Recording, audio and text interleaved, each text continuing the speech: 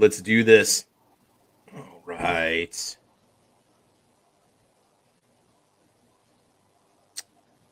Hey guys, what's up? What's going on? It says we're live. I'm pumped up. This is season 4, podcast number 188 of the Caliber Corner, and I welcome everybody for showing up today. Hopefully have a lot more people join us over on the YouTube side as we get things going here. So 4 years ago this weekend, we started the Caliber Corner podcast. It was just a time to sit around and talk about guns and ammo and have a good time. And a couple of the panelists that were here, I think they've been here since episode 1. And let's let the panel go ahead and introduce themselves. Squib, how's it going, Squib? You've been here since episode 1, haven't you? Yeah, there's been a few shows that I haven't been on, but for the most part, I've been hanging out, whether it be Saturday, Tuesday, Sunday, whatever day of the week, it's moved to and from. Yeah, it's for about 3 years. It was Sunday mornings or Saturday mornings at 8 a.m. like we are right now. And then for about 6 months, I did the Monday night thing, and then another 6 months. Was it Monday or was Sunday it Tuesday? Thing. I think it was Monday nights at 6 or something. Okay, yeah. Hopefully, don't have to change anytime soon. I like this time slot. Nobody else seems to want it. Nobody's jumping out of their seat to go for an 8 a.m. Central Time Saturday time slot, but that's okay. We'll take it. We're gonna have a good time. So, Squib, what you been up to lately, man? Are you staying busy or what? I mean, as far as like YouTube stuff, I haven't been shooting as many. I've got plenty of stuff to make videos for, but I've been slacking a little bit. I've been editing stuff that has been sitting there for. Yesterday, I edited a video, and then I looked at the date I shot it. It was like 2 months ago. I was like, oops. It's like Christmas, December, you know? You know what? I do have stuff that is old like that, and what I'll do is I've started putting in the description section below there, filmed on blah, blah, blah, because it might not seem as relevant, or you're looking at it going, he changed his setup, or did he go back, or something like that. So, I've got plenty of stuff to edit, but most of the videos I've got that are ready to go are my cocktails with Squib videos. So it'd be like, no, I'm not doing 5 days a week of amateur bartending. So I've got stuff to shoot. I just haven't made the time to do it. And I don't know, this weekend, I got some Arbuckles coming in today. Ooh, so there you go. Maybe another coffee review coming. Arbuckles is so good. It's so worth the price that you pay for it. You guys ever had it before? Arbuckles Coffee, located in Arizona. You got to order some. Their coffee is amazing. It's so good. So they sell, I didn't know this, they sell the Ariosa in 4-pound bags. We shouldn't have said that. Oh, you buy your gunpowder in bulk, you buy your coffee beans in bulk. You save money either way, right? You get 4 pounds for almost the price of 3, and then I got a pound of something I haven't tried before. I think it's some of that non-GMO organic. I don't know. It could. If it tastes good, I'll do the video. If it doesn't taste so good, I just won't. But so maybe sometime during the week or next weekend, I'll shoot that, and then a week or two later, I'll release it. So, I need to get. I've been doing stuff around the house, and not like one of those life gets in the way kind of. No, I've just been kind of lazy about shooting videos, so I need to get out there and do that. Dude, you've been working hard, man. You work 5-6 days a week, and I mean, you're trying to run a channel on the side and drink all this coffee. Yeah, 5 days a week at the factory on second shift, and I appreciate everybody who has a live show in the afternoon and the evening that sends me an invite. And when I'm on the live show and I'm working, I'm actually a lot more productive at work. So I appreciate you guys out there doing the live shows. I still don't do a live show yet, but I appreciate, everybody out there that's just trying to get the message out there, or we just get together and have a good time. So thanks to you and everybody else who does the live shows and send me invites. Hey, no problem, man. It's been great having you on the show and having your insight and your knowledge. We've had a lot of good discussions, and I'm just glad you keep coming back. We got to get AWAG on here, because AWAG was like, he was like 12 when we did the show. I think you'd pick him up from Sunday school and then bring him on the show or something. Yeah, he had to get a written permission letter from his mom every Sunday. AWAG has permission to be on the show, no matter how much Tony curses, right?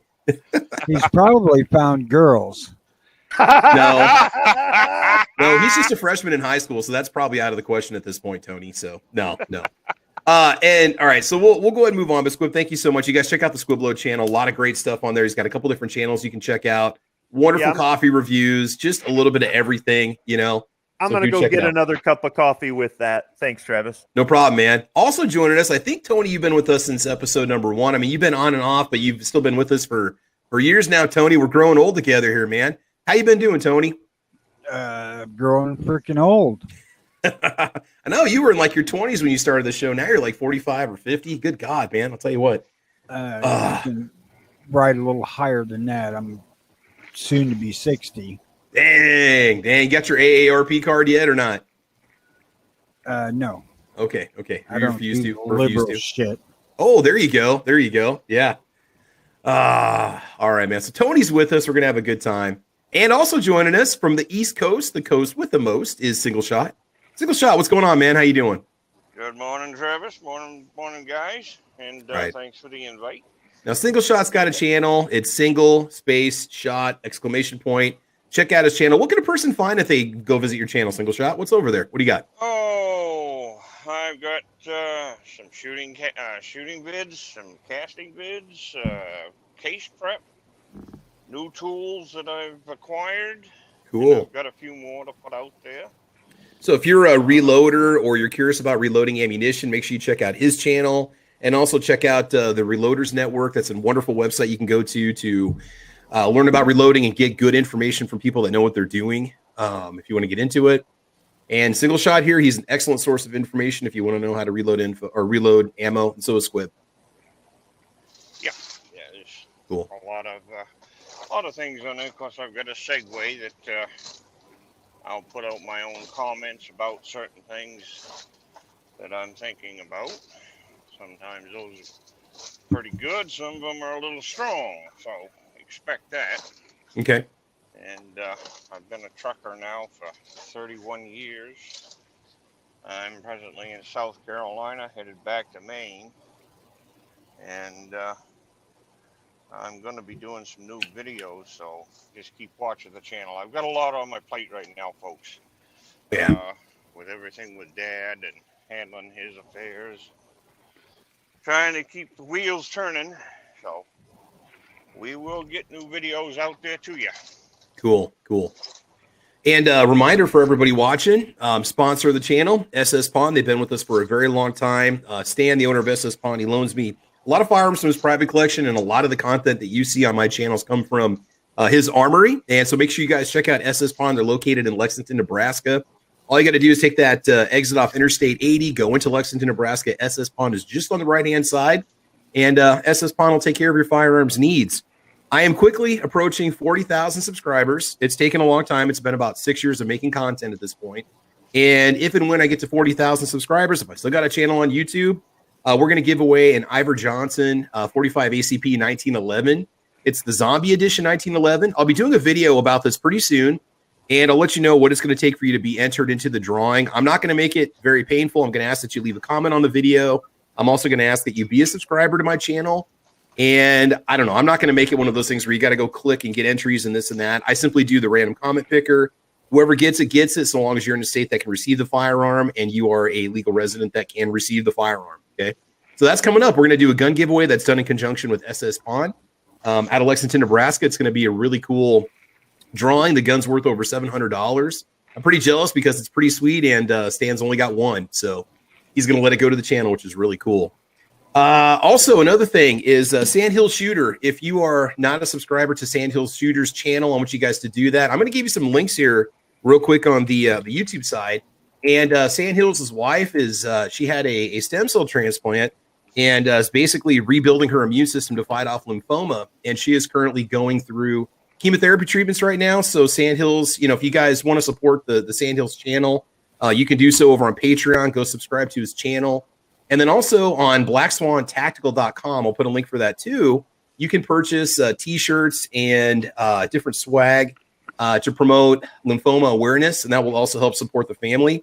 And so that'd be a great way you guys can do that. So check out Sandhill Shooter over on YouTube, on Black Swan Tactical, and then also I'll put a link to his Patreon channel, and you guys can support him that way too. Sandhill Shooter's got a great channel. He's got a podcast called the Get Off My Lawn podcast. And it's very pro-Second Amendment. He's very much pro-2A for the state of Nebraska. Wonderful person. I want you guys to check out his channel, and I think you guys are going to like what you see. So Okay, so the topic for today. So here's the thing. I try to stock up on ammo, and I haven't done any other ammo shortage videos that I know of. I've done some videos years ago about cheap places to find ammunition, and a couple of videos on how much does it cost to get into reloading. But when it comes to, the actual ammo crisis, ammo shortage videos, I've just kind of stay silent about it. There's a lot of channels that do, those things that make that kind of content. One second here, guys.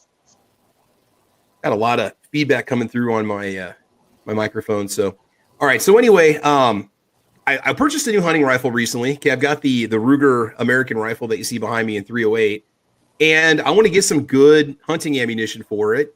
And you might say, well, you should have thought about this sooner. Well, when you just decide on a whim to buy a hunting rifle and you're going to get into a new caliber, you might not be able right now to find that ammunition that you need easily, or if you do find it, you're going to pay 2 to 3 times more per box than you normally do. Now, I did post a survey on my channel about 2 weeks ago saying, hey, how many boxes of ammunition do you keep around for hunting? And it's kind of an open-ended question because depending on what you hunt, you might do prairie dog hunting or varmint hunting, and you go through a lot of 223, or you go through a lot of, 30-06 or whatever you shoot. Most guys responded and gals responded that they have 5 boxes or more. And for me right now, to try to find 5 boxes of hunting grade ammunition, some sort of soft point or polymer tip or hollow point ammo, it's really not that easy, even online. And what I'm discovering is that a lot of the hunting ammunition I'd like to buy and try on this rifle, I can only buy it in store, and it's stores that we don't have in the state of Nebraska where I'm located. So they might say, well, reloading is the key. Okay, reloading could be the way to go, but I got to get some dies. Then I'm going to have to get the correct powder and the primers and the brass, and that is one way to go as a long-term investment. But for somebody who's not getting into reloading, what are the options? What can you do if you want to get into a new caliber, or you're getting ready for the fall hunting season? And shotgunners, you're not out of this either. We're going to talk about you guys here in a little bit too. You waterfowl people and upland game bird people, you're not immune to this one either, at least not in the state of Nebraska from what I'm seeing. But what can a person do to find the hunting ammunition that they need? What are your options, I'm going to leave this one out to you guys on the panel here. What kind of response would you have to that? We're having trouble finding good hunting grade ammo. What can you do? So one possibility, I went to a gun show last month. It's the first time I've been to a gun show in, I think, 2 years. Wow. Okay. And I was there on a mission, and I ended up spending pretty much all my money, but I accomplished the mission. If I had money left over, I was going to pick up 16 gauge for a buddy who got a 16 gauge recently. And he said, you got any shells? I said, yeah, I stock it, but I don't keep that much. And while I was there was plenty of 16 gauge. I found 3 vendors that were selling it, and the prices were so. I mean, the boxes were beat up and used, but the ammo was new. Yeah. So this has been stuff that had been sitting around for a while. And you might go, okay, well, great, that's shotgun ammo. Well, it doesn't matter. You might be hunting with a 16 gauge shotgun, right? And that's not something that you typically find at all sporting goods stores and whatnot. Mm-hmm. I really wasn't looking at some of the other ammunition that was there. I mean, I did see some milsurp ammo, but there were people that were selling old boxes of, take your pick. So there could have been some Winchester 308 hunting ammo in there. So I'm wondering if maybe you hit some of the gun shows, if you find somebody selling that old box of ammo. Now, the prices I saw for the 16 gauge weren't too bad, actually. They weren't, but then again, they weren't selling brand spanking new boxes of it either. So if you're okay with a box of shells that's been sitting in somebody's back closet for 30 years, at the very least, you're going to get components out of it. But absolutely, that's a possibility. That might seem a little bit odd, but it just depends on what availability is in your area, or if you're willing to pay to have something shipped in. Yeah, like our local gun stores, other than Shields only charges a couple bucks more than retail, they've been very fair about it. And I do promote them because they're one of the few stores or chains around here that's not gouging on ammo prices. They're keeping the prices fair. At the other local gun store I went to, they charge 2 to 3 times more than retail price, and they can, and that's their choice. And at least the ammo is available if you absolutely have to have it. But I did get lucky, and I got a box of the Hornady American Gunner 150 grain soft point for $29, which was actually basically the retail price online everywhere that I was looking right now. But, I'll go into AmmoSeek and stuff, and on some of these rounds, guys, we're talking 270, 243. .6, you're going to pay upwards of $2 a round if you have to buy it online. So you're looking at $60 a box. Now you might say, well, I just need one box to get through my hunting season. Okay, that's fine. But for somebody who might pick up a new rifle, you want to sight it in, you want to test it out a little bit, you want to take it out to a few decent distances, and you still want to have something left over to actually hunt, because you might need more than one round on open season weekend. What is a person going to do? So the gun shows would be one option. So for me, I'm currently looking around for some good hunting grade 308, and I've got a lot of other calibers, a lot of other ammunition. I'm not worried about that. I'm not low, but just yesterday I picked up 2 boxes of 30-30, some Winchester soft point. And that's the first 30-30 that I've seen on the shelves. And I'm not kidding you guys, in a year, like in an actual store. It's been gone since last spring. And it didn't help that, Remington quit making ammunition for a while, because they're a huge supplier of core locked, which is a lot of the ammunition you see on the shelves, like at your local Walmart and stuff like that. So I was surprised to see the 30-30. And then I'm sitting here thinking, well, maybe I don't need to do this episode. Maybe things are going to change.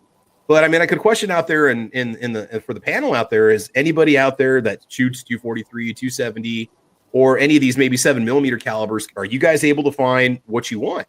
How about 30-06? Are you able to find what you want too? Because I'm just not seeing it right now. Spats and spurts. I get a little bit here, a little bit there. Just gotta keep looking. And I frequent the websites as well, and I'll try to see what I could find. But you're right. A lot of that ammunition online is going astronomical. It's crazy. So most of the time, if I can find a good deal, because I do a lot of reloading, I will pick up the brass and get it that way. Anywhere I can pick it up.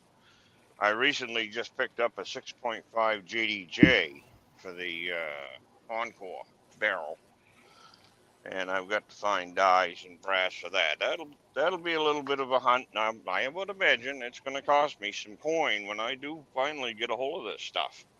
I can take 225 Winchester brass, and I can convert that.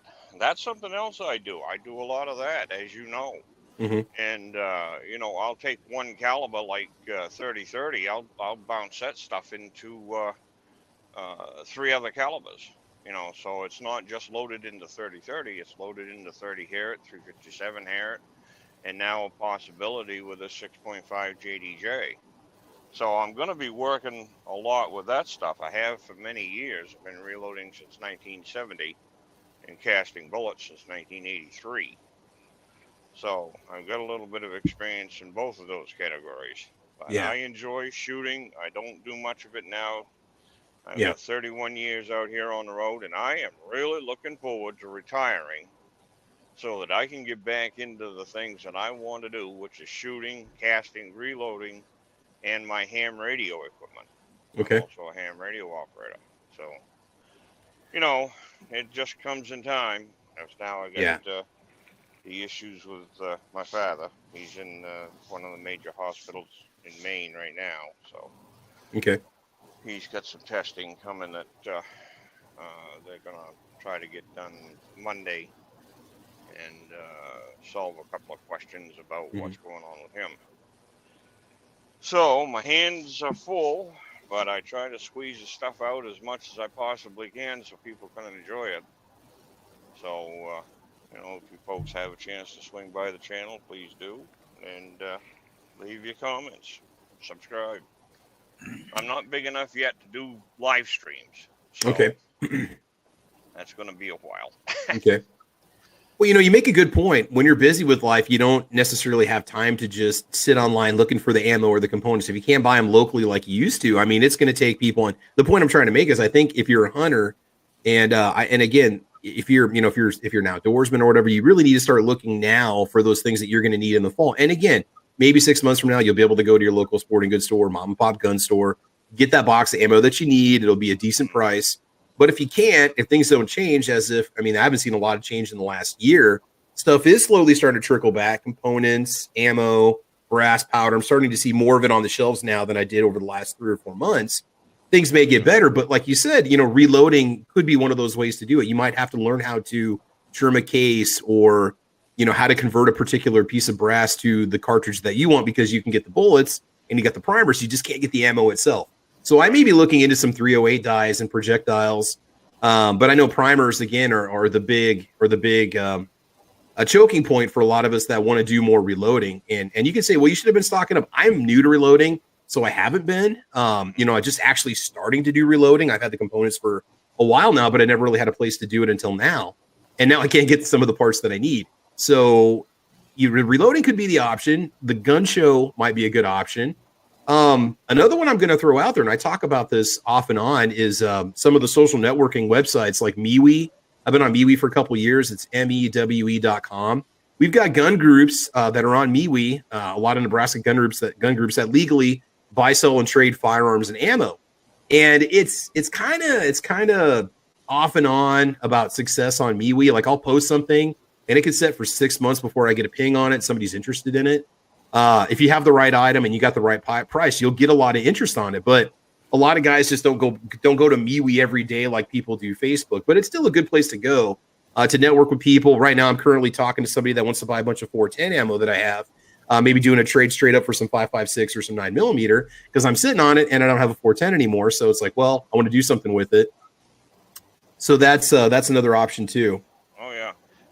Just one other quick point on your 308. Is that a bolt gun or is that a? Yeah. Okay. Yeah, it's bolt action. Yep. Yeah. There's one thing that folks ought to keep in mind if they get back in, or if they get into reloading.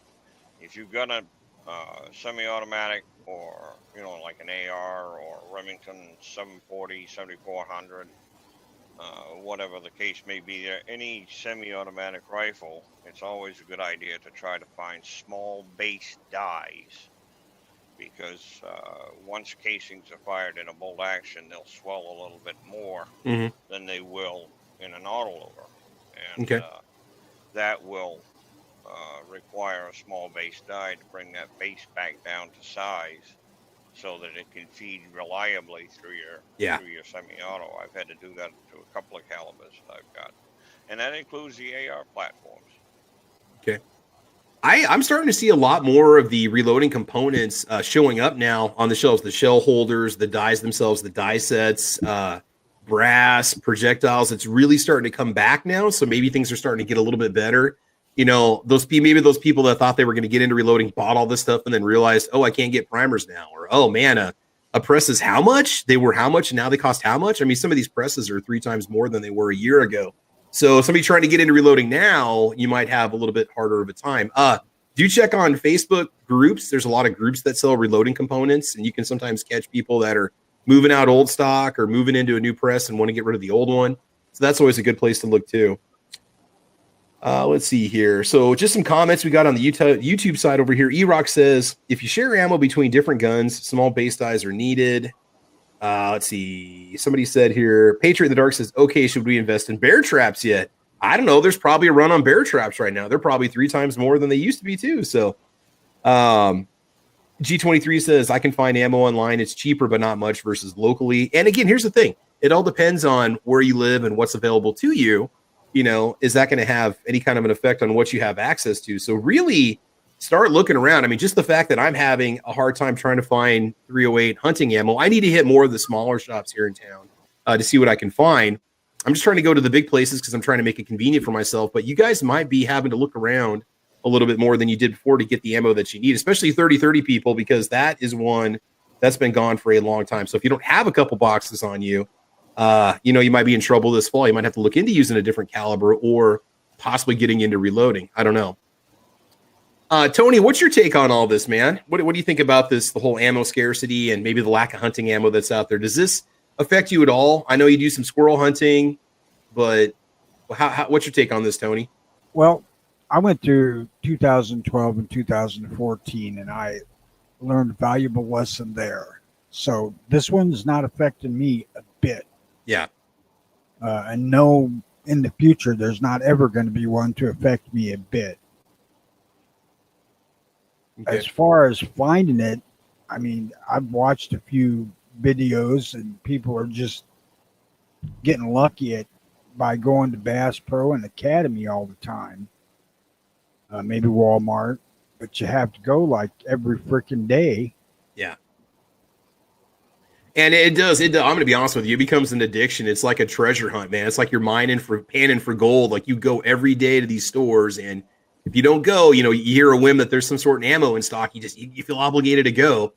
I really think a lot of us are going to need some serious therapy when this is all done because we have these addictions to looking for ammo. So I find it extremely amusing, guys that are getting on making YouTube videos about ammo scores that are buying stuff that they wouldn't have put in their guns 2 years ago. You think they're buying it just for the sake of making a video? No, I think they're buying it just to get it. Oh, yeah. It's like, what's on the shelf? I got it. And I do buy for some calibers I don't have, but it's because they're calibers where I may be testing in the future, like 40 Smith & Wesson or 10 millimeter, maybe a couple boxes of 44 357 mag, Hey guys, also joining us real quick. Let's let him introduce himself. Defense Dad, what's going on, brother? Oh, I'm running late to my class. Uh-oh, you want to pass? You mean to call ahead for you? No, I already called in there. I was trying to get some cash, and there was some fraud on my debit card, so I had to go to the bank. God. Really? Yep. Crap always happens in the morning when you're trying to get going someplace, man. Yeah, but it's taken care of, so I'm on the way out to the class now. Okay. Yeah, Defense Dad's going to go do a really cool little, what would you call like a defensive shooting course? Is that pistol shooting course? Is that what you would call it? Well, they call it skills and drills, and it's, defensive pistol, like shooting from cover. They have 2 targets that are on leaders overhead to come at you from like 20-degree angles from both sides, stop a threat, and it's just going to be a fun class. Cool. You're going to have a good time with the weather's going to be nice. That's the reason why I didn't sign up for it, because it was supposed to rain the whole freaking week. And of course, I bow out, and then the weather's going to be great this morning and then raining for the next 7 days. Yep. So, man, you're going to have a good time today. I think it's going to be fun. What are you going to be shooting? What guns are you taking with you? I took 3 guns. I took my BP9, my PPQ subcompact, and then my PPQ 45, just because I can't decide what I want to shoot yet. Oh, yeah. You got your holsters and everything ready to go? Oh, yeah. Yeah. That should be a good time, man. That'll be all right. It'll be a good time. And hopefully I can make it to one, especially when summer comes around. If they do some Friday night courses, man, you can definitely count me in. That'll be fun to do. Yep, they have them scheduled. Okay, we'll definitely. What is the website in case people are kind of curious? Any Nebraskans out there watching that want to go to a really good range and have some fun? It's a shooting school. It's called Nebraska Shooters. But the main one is in Firth, Nebraska. Yeah, Firth, Nebraska. It's about, 15, 20 minutes south of Lincoln, more or less, for those of you that don't know. I've only been out there twice now. Yeah, 2 or 3 times maybe. Yeah. Gotcha. Well, that should be a good time, man. I think you're going to have a lot of fun. So, all right. Yeah. Cool, man. And guys, make sure you check out Defense Dad's channel. He's got a lot of really good content, and he's got gun reviews that he does, and he's got some range tests and just some really cool advice. Do check out the Defense Dad channel. Make sure you guys like and subscribe. It's good stuff. So, Squib, you were going to say something here before Defense Dad came in. What's kind of your take on this? We talked about the gun shows. Any opinions you might have on this one? Ammo scarcity? Do you think people need to change their buying habits going into the fall, or do you think people need to plan ahead to maybe start stocking up now for their fall hunting season or winter hunting season? Oh, Defense Dad, we dropped him. Okay, Squib might be back here in a second. So I know for me, I'm definitely going to have to put a little more time and effort into picking up the ammo that I'm going to need, especially because I'm not finding what I want locally right now. So I'm definitely going to take a little more time and effort out there to see what I can do and see what I can get. I'm hoping that this whole inflation prediction thing doesn't really affect, those basic things that we use on hunting trips, like our gas and our food prices, vehicle maintenance. Prices are starting to go up too. So if you're looking at getting a used hunting rig, you might be running into some issues this fall if you want to find something cheap for a good price, like a hunting vehicle. And so that's something that could also pop up too. But yeah, so I don't know. I'm not sure how things are going to go. It could be just a little bit crazy. Let's check out the comments here on the YouTube side. So New York Outcast says, don't they have jobs they should be at once in a while? Yeah, I mean, that's the thing, is a lot of these guys will go in before they go to work, or some of these places will stock over the course of the day. So they'll put ammo out at different times. And so I can tell you, being on second shift, I can go to the nearest sporting goods store Tuesday at 1:00 is when they put out ammo. But I don't. I mean, I have, but I haven't I found out by mistake one day. I just happened to be there Tuesday at 1 o'clock. I had 20 minutes to leave to get on the road to go to work. And, the first shift guys, they don't have that option, but they live a normal lifestyle. So, but there's lots of retirees out there, and these people will grab this stuff. They'll hoard it. They'll sell it at gun shows. They'll sell it online. We saw this in 2012 with the 22. So as long as people keep paying the crazy prices, we're going to have the crazy prices. And you'll have the people whining, but I don't have any. Well, then, you keep paying it. They're going to keep charging it. If you walk away, this is the walk away movement. You walk away from the price gouging, because that's what it is. The prices will come down because the inventory will go up, and then somebody's going to lower their prices. And then it's going to be a price war going the other direction. This happens with everything. I think we need to start the walk away campaign. We need to get banners going and public service announcements, start making commercials where guys are offering ammo at people are in the back alleys meet each other, and hey man, you want some 300 blackout? I got some 300 blackout for you. Here you go. If $75 a box. I can't do it. And then the guy walks away, and then they start playing a Sarah McLachlan song in the background, those ASPCA commercials, and the guy's crying, Yeah. I'm thinking about dumping all my ammo on the floor and getting me a bikini on and taking a picture of me laying in my big pool of ammo. I'd watch that. You might start getting some stalkers there, Tony. The thing is, if a store doesn't have a limit, if somebody can walk in there and go, give me all of your primers, give me all of your powder, give me all of your ammo, and they got the money to do it, that's capitalism, and that's that store's choice. They wipe out their shelves pretty quick, but they don't have as many transactions to deal with. They're going to get ticked off customers that are going to remember that crap. And when times are better, they're going to lose those loyal customers. But that's up to that business to fail or succeed. Then you got the person who gets mad because, what do you mean it's a limit 2 box? I need 4. Well, too bad. It's limit 2 boxes. Well, they come back the next time with their wife and their kids. Seriously, I've watched people do it, right? And there's every now and then the store will be like, yeah, it's limit 2, but screw it. Just take 5. You're good. But you'll have people complain one way or the other. You'll have the person that throws a fit that they've got to drive all over town to get 10 boxes of ammo. Well, I go back to the dude, what were you doing 2 years ago? And then you have the other person that throws a fit because they don't have a limit and they came in when they got off work and they had an ammo shipment that day and it's all bought out because second shift bought it. No matter what, you're going to be ticked off. You're going to complain and you're going to find some fault with it. I get it. It's frustrating. The biggest thing to think about is, why do you need to go to the gun range every weekend? You might, because I want to. Okay, it's because you want to. And if you want to pay the money and do all the logistics to do it, that's your life, that's your choice. But I don't have those issues because I'm busy working on projects around the house on the weekend and stuff like that. It doesn't mean I don't like shooting. It doesn't mean but I'm not one of these people that says, holy crap, I didn't shoot in a week. I forgot how to use a gun. I'm telling you, there's a serious need in this country to address the mental health of addicted gun owners and ammunition buyers that really, and I'm not trying to make fun of addiction or anything, but I'm just saying that it seems like some of us, we just get that little twinge, that little, hey man, I need a hit. I need a box of 22 LR, you're going to go run up to the store and go buy it if they have it, And Travis, I can understand too. You got a new caliber, you don't have ammo, or it's difficult to find. Hey, I was wow, it's really hard to find. You would think 308, you could just find it everywhere. No. Well, this year I've bought 2 milsurps that I need, or did I get one last year and one this year? Well, I got one last year and one this year. Whatever it is, I lose count. I don't have very much ammo in stock for these. I actually keep calibers I don't own. Like if you came over today and said I need some 308 Winchester, I got it. Okay, I don't even have a 308. Okay, I don't have a ton of it though. It's just like my buddy with the 16 gauge. I'm going to give him a couple boxes out of my stock, but I don't keep a lot of it in stock. There are things that you can learn from this. You go, well, I don't care about that. I want ammo now. Well, I got nothing for you, dude.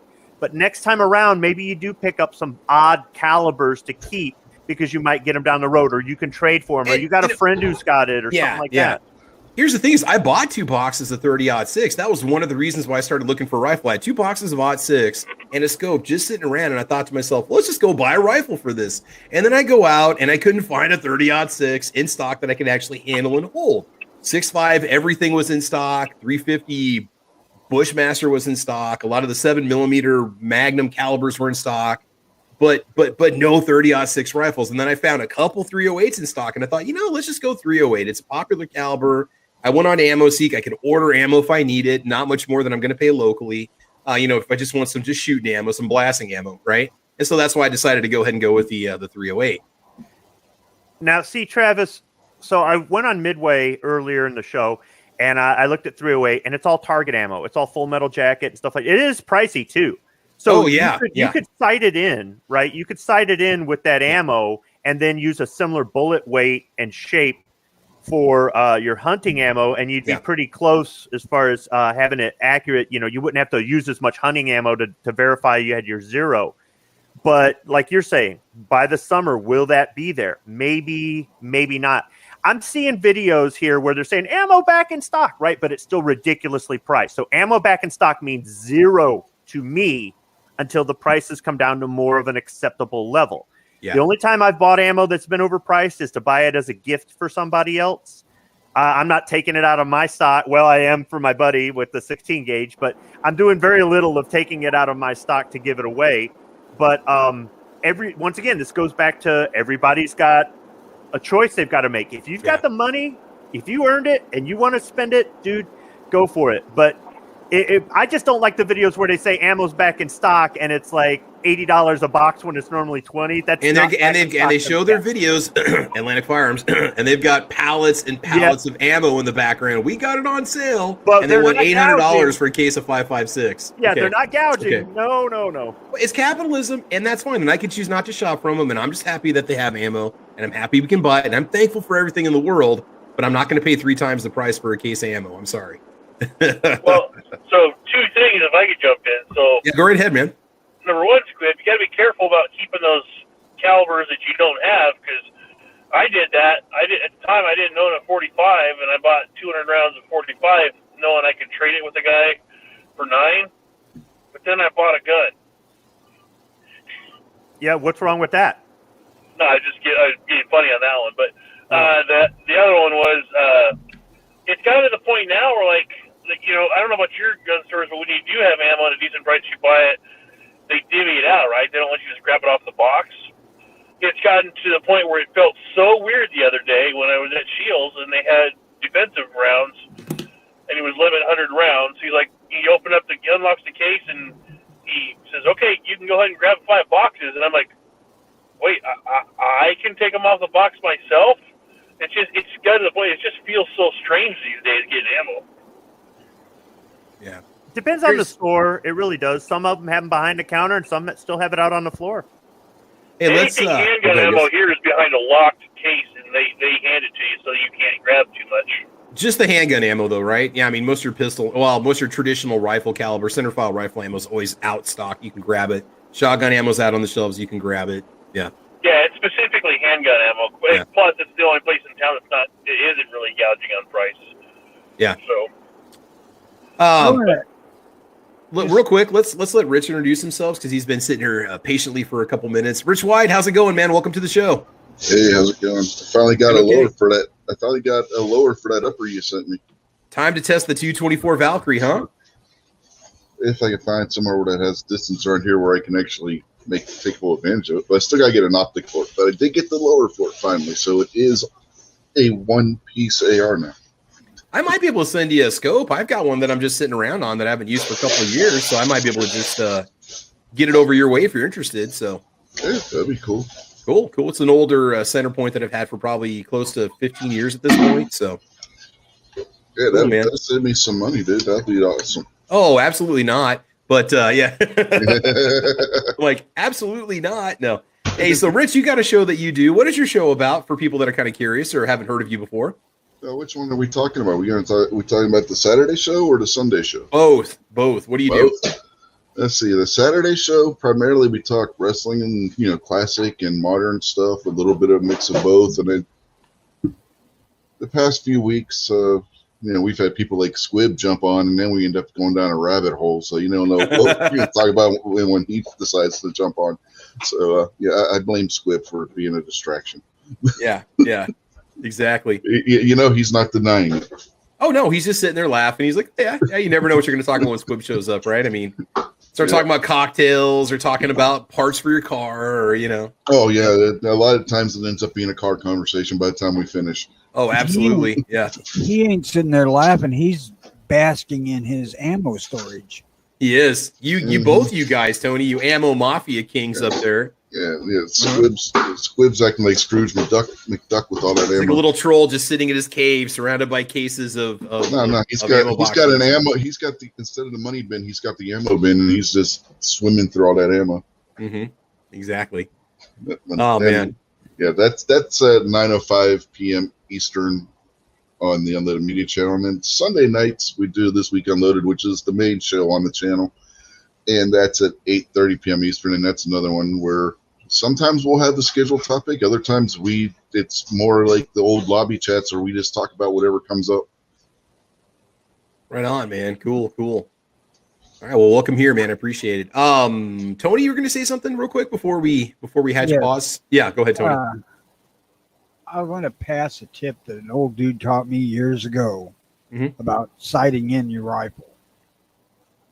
And what this dude did was he took a target and he took a magic marker and he drew the square in it to represent the crosshairs. And he would set it on bags. And he'd fire 3 times. And the purpose of the marking the target is so you're exactly the same place every time. Mm-hmm.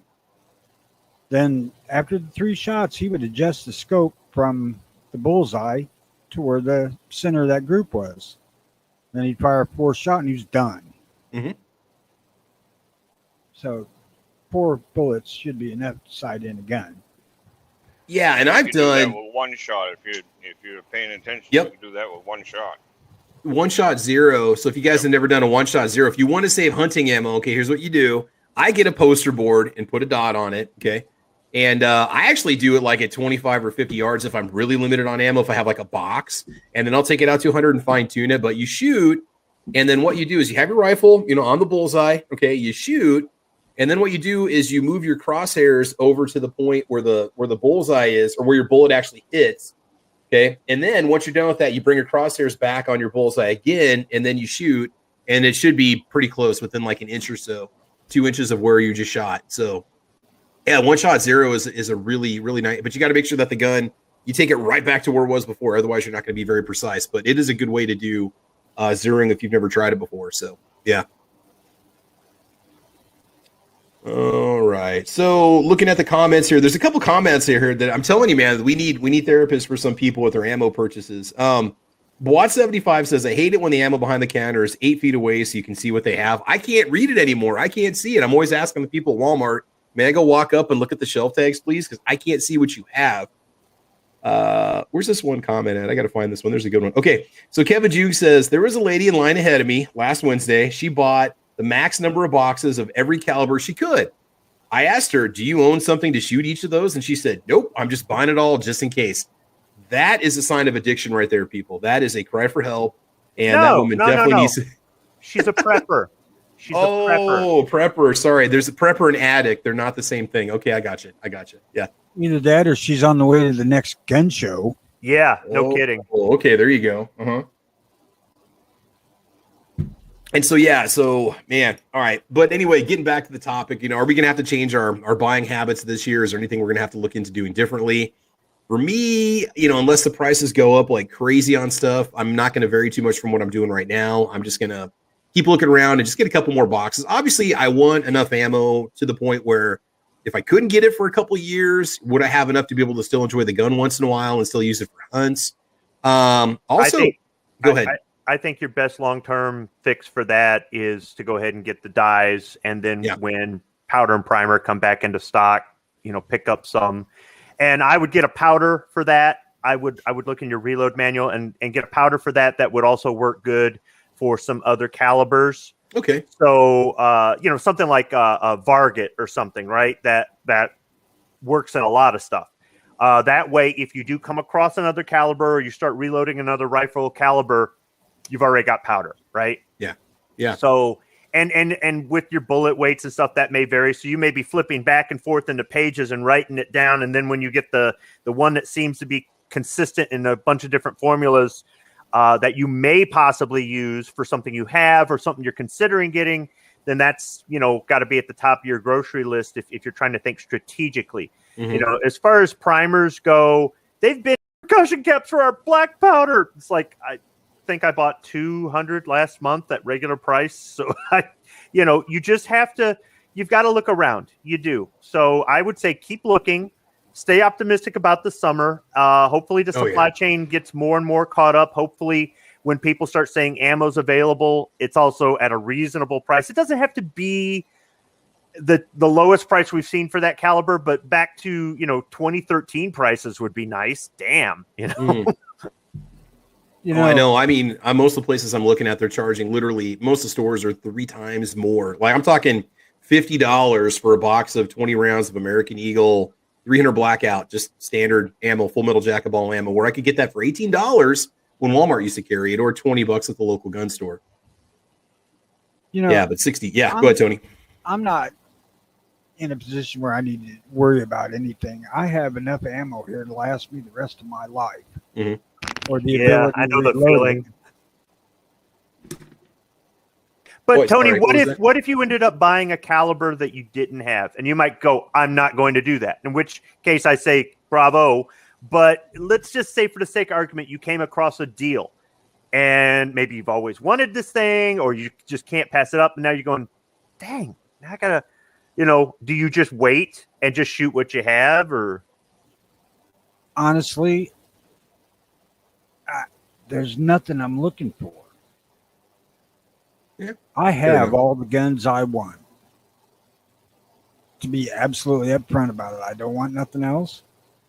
I mean, there's a couple of bucket list guns, but that ain't a big thing. I haven't browsed guns for a couple of years. Probably when you're on the show with me and we look at what's new for the year, that's your yearly update, Tony, of what's going to be on the market, right? We'll go visit the websites and check out and see what's new for 2020 or 2021 and stuff. Yeah.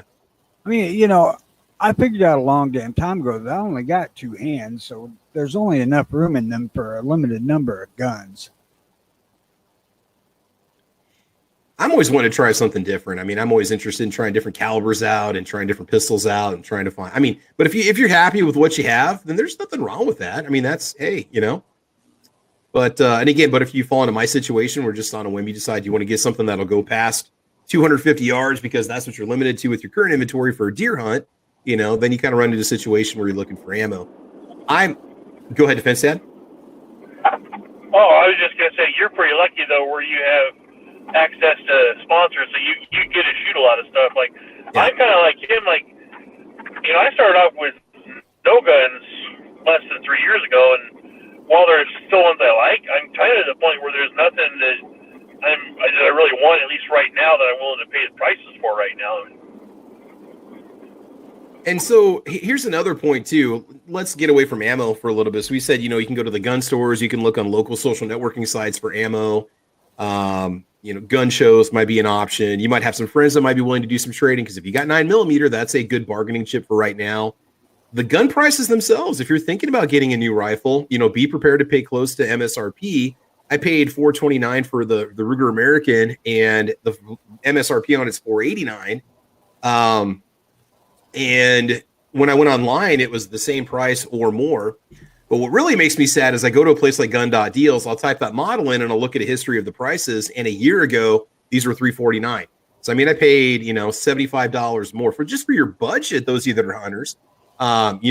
If you can get a rifle on sale, or you have some kind of a points club for your credit card, or you got some kind of a rebate coming. And again, we're not seeing a lot of gun rebates right now versus what we had a year ago. A year ago, they were just giving money away. 2 years ago, they were throwing it at us left and right. Be prepared to spend more money, budget more money this year for your fall and winter hunts. And I'll tell you, if we happen to hit a situation of, price increases on all of our products, you start to see meat prices go up and stuff, hunting might be the viable option to put meat on the table, for less money per pound than, say, what a pound of ground beef is going to cost you, or a pound of chicken. And I mean, you can argue with me and say, no, it costs so much money to go out. Well, the price of your tag and your gas, if you got the gun and ammo and the camo, you can go get the meat to provide food for your family, and I'm not just saying you're just going to sit around and eat, deer all the time, but maybe you go after wild hogs, or maybe you do geese or ducks. I mean, in Nebraska, I don't think there's any limit on snow geese. You could stock your freezer full of those if you wanted to. So, that might be a nice option to offset some of the inflation prices we might be seeing at the dinner table popping up this year. Hopefully prices will go back down. Tacos and French fries made a comment on the YouTube side saying that, prices are going to go up and they're going to go down. It's just not going to be as low as we saw before, because it's going to set a new standard for a price minimum once the prices finally return. So just consider budgeting a little more money for your fall and winter hunt. Now, real quick, just the shotgun people, I was getting a little worried myself. I actually ducked out of a spring skeet and trap season because I didn't know if I'd be able to get shells at a decent price. Now, I've got the components to reload probably 300 to 400 shot shells. I've got everything I need to do that right now, including the holes, everything. But I thought, man, if I run through that and I don't have any more, I'm not going to be able to shoot the next year. So when it comes to upland game bird and waterfowl people, I'm starting to see good shotgun ammunition coming back on the shelves now. A lot of your Magnum rounds are coming back, because for a while, everything was gone, including slugs. Luckily, that stuff's coming back, but I'm noticing even the steel and lead shot shells, just your basic bird shot for clay pigeon shooting, or we call blue rock shooting here in Nebraska, skeet shooting, and trap shooting, it's definitely up. I mean, you're definitely going to have to budget a little bit differently. And if you don't worry about those things, if you got the money and you don't care, that's fine. But a lot of people, they do enjoy that hunt, and they don't want to have to spend 2 or 3 times more than they did last year. But I'll tell you what, guys, right now you might not have a choice. So you definitely want to make sure that you're ready from it from a budget standpoint. Well, the thing is that this whole ammo bit is cyclical. Now, COVID has made this one last a lot longer than they normally do, but every presidential election year, we see this run on ammo. This is going to end at some point. Mm-hmm. Maybe not until all the COVID crap goes away, but it will end.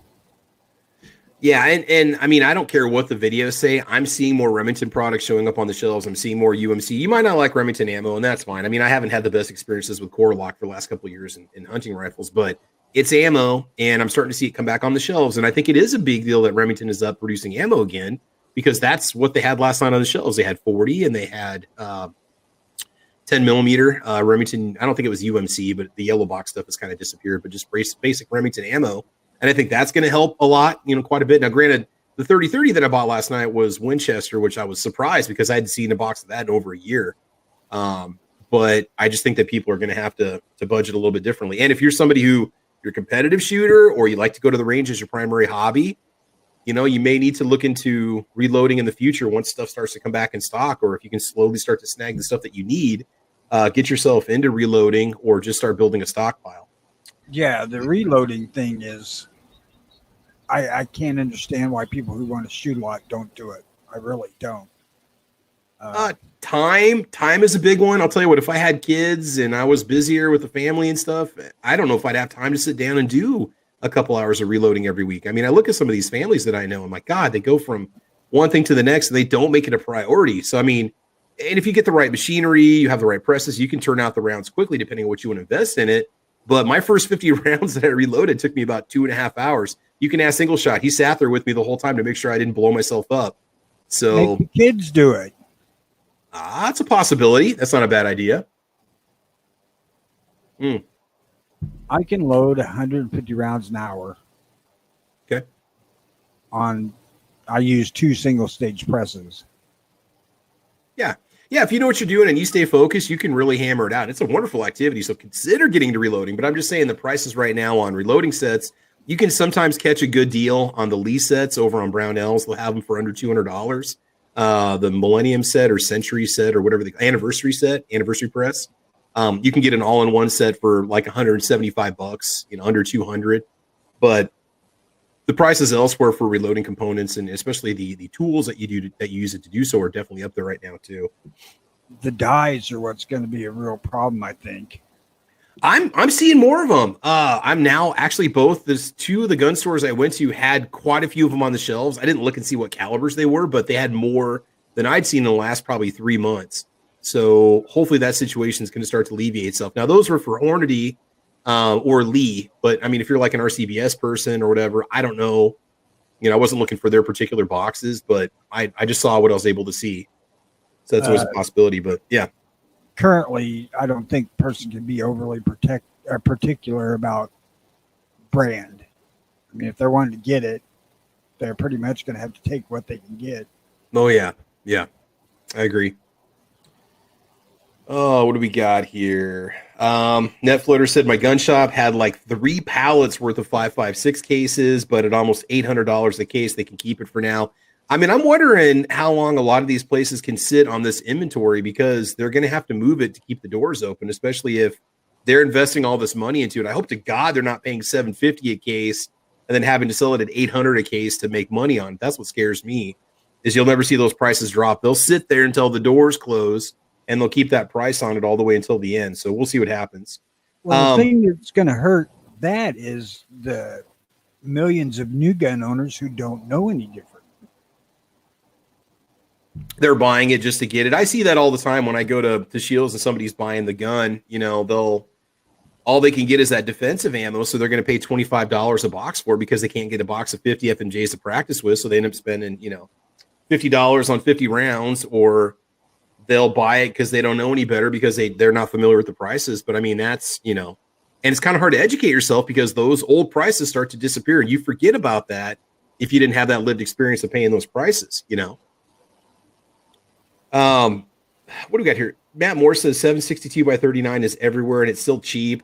I've always found it cheaper. The funny part is I always found it cheaper to buy 762 by 39 online, place like Target Sports USA or, Sportsman's Warehouse or Sportsman's Guide or whatever. You used to be able to get the cases of 762 by 39 for under $200. Now I'm looking at like $350 minimum for a case of Wolf.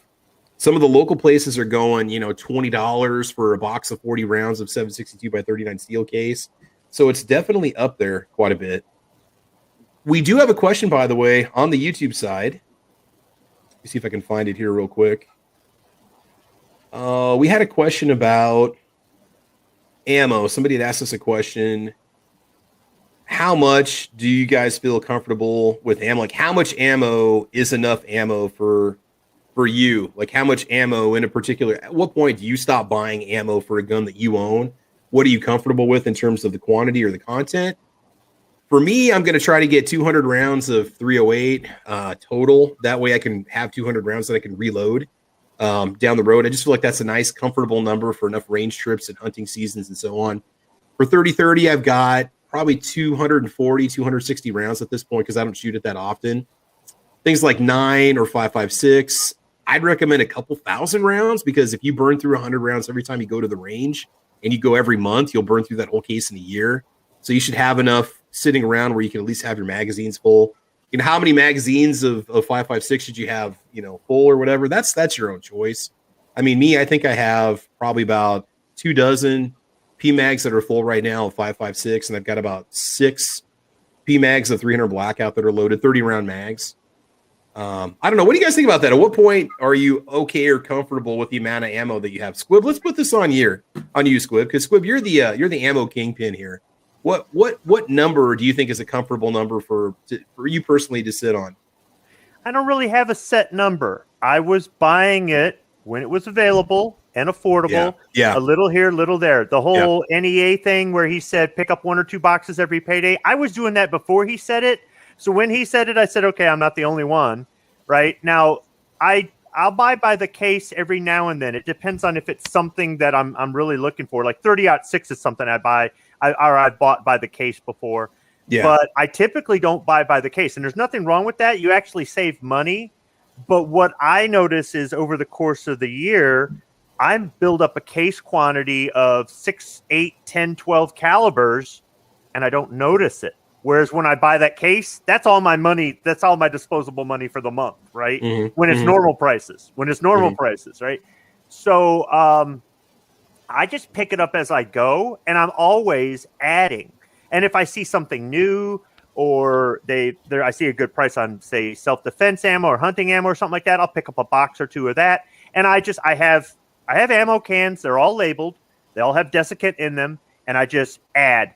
And when I fill up that can, I get another can. I label it, so depending on what caliber it is, I might have 4 ammo cans full of caliber X and only 1 ammo can full of like 9x18 Makarov. I've only got one can of that. I think I've got 6 cans of 30-06, right? Okay. Which one do I shoot more? Take a guess, right? But it's also which one's more available or which one I've seen a good price on or something and I just buy it. I'm never going to go, oh man, I got 10,000 rounds. I'll stop now. No, if I see it at the store, I pick it or when I'm doing a midway order, right? And I'm not really there for ammo. Maybe I'm there for reload supplies, but they got a good deal on ammo. I'll throw a couple boxes on you. I'm already paying for shipping, or they've got free shipping over $99, and I've got $89 in my cart. Throwing 2 boxes of ammo puts me over.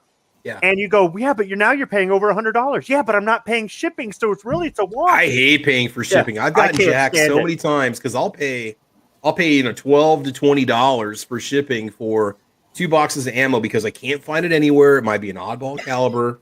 I didn't get it before because I wasn't testing that gun on the channel. And then it's like, man, I dropped, $60, $80 on 2 boxes by the time they actually show up for 100 rounds if I'm lucky, So I don't have a set amount. I'm always buying when I don't think I'm getting gouged or something like that. When the extra money, when the discretionary spending is there, I buy it when I'm buying other stuff.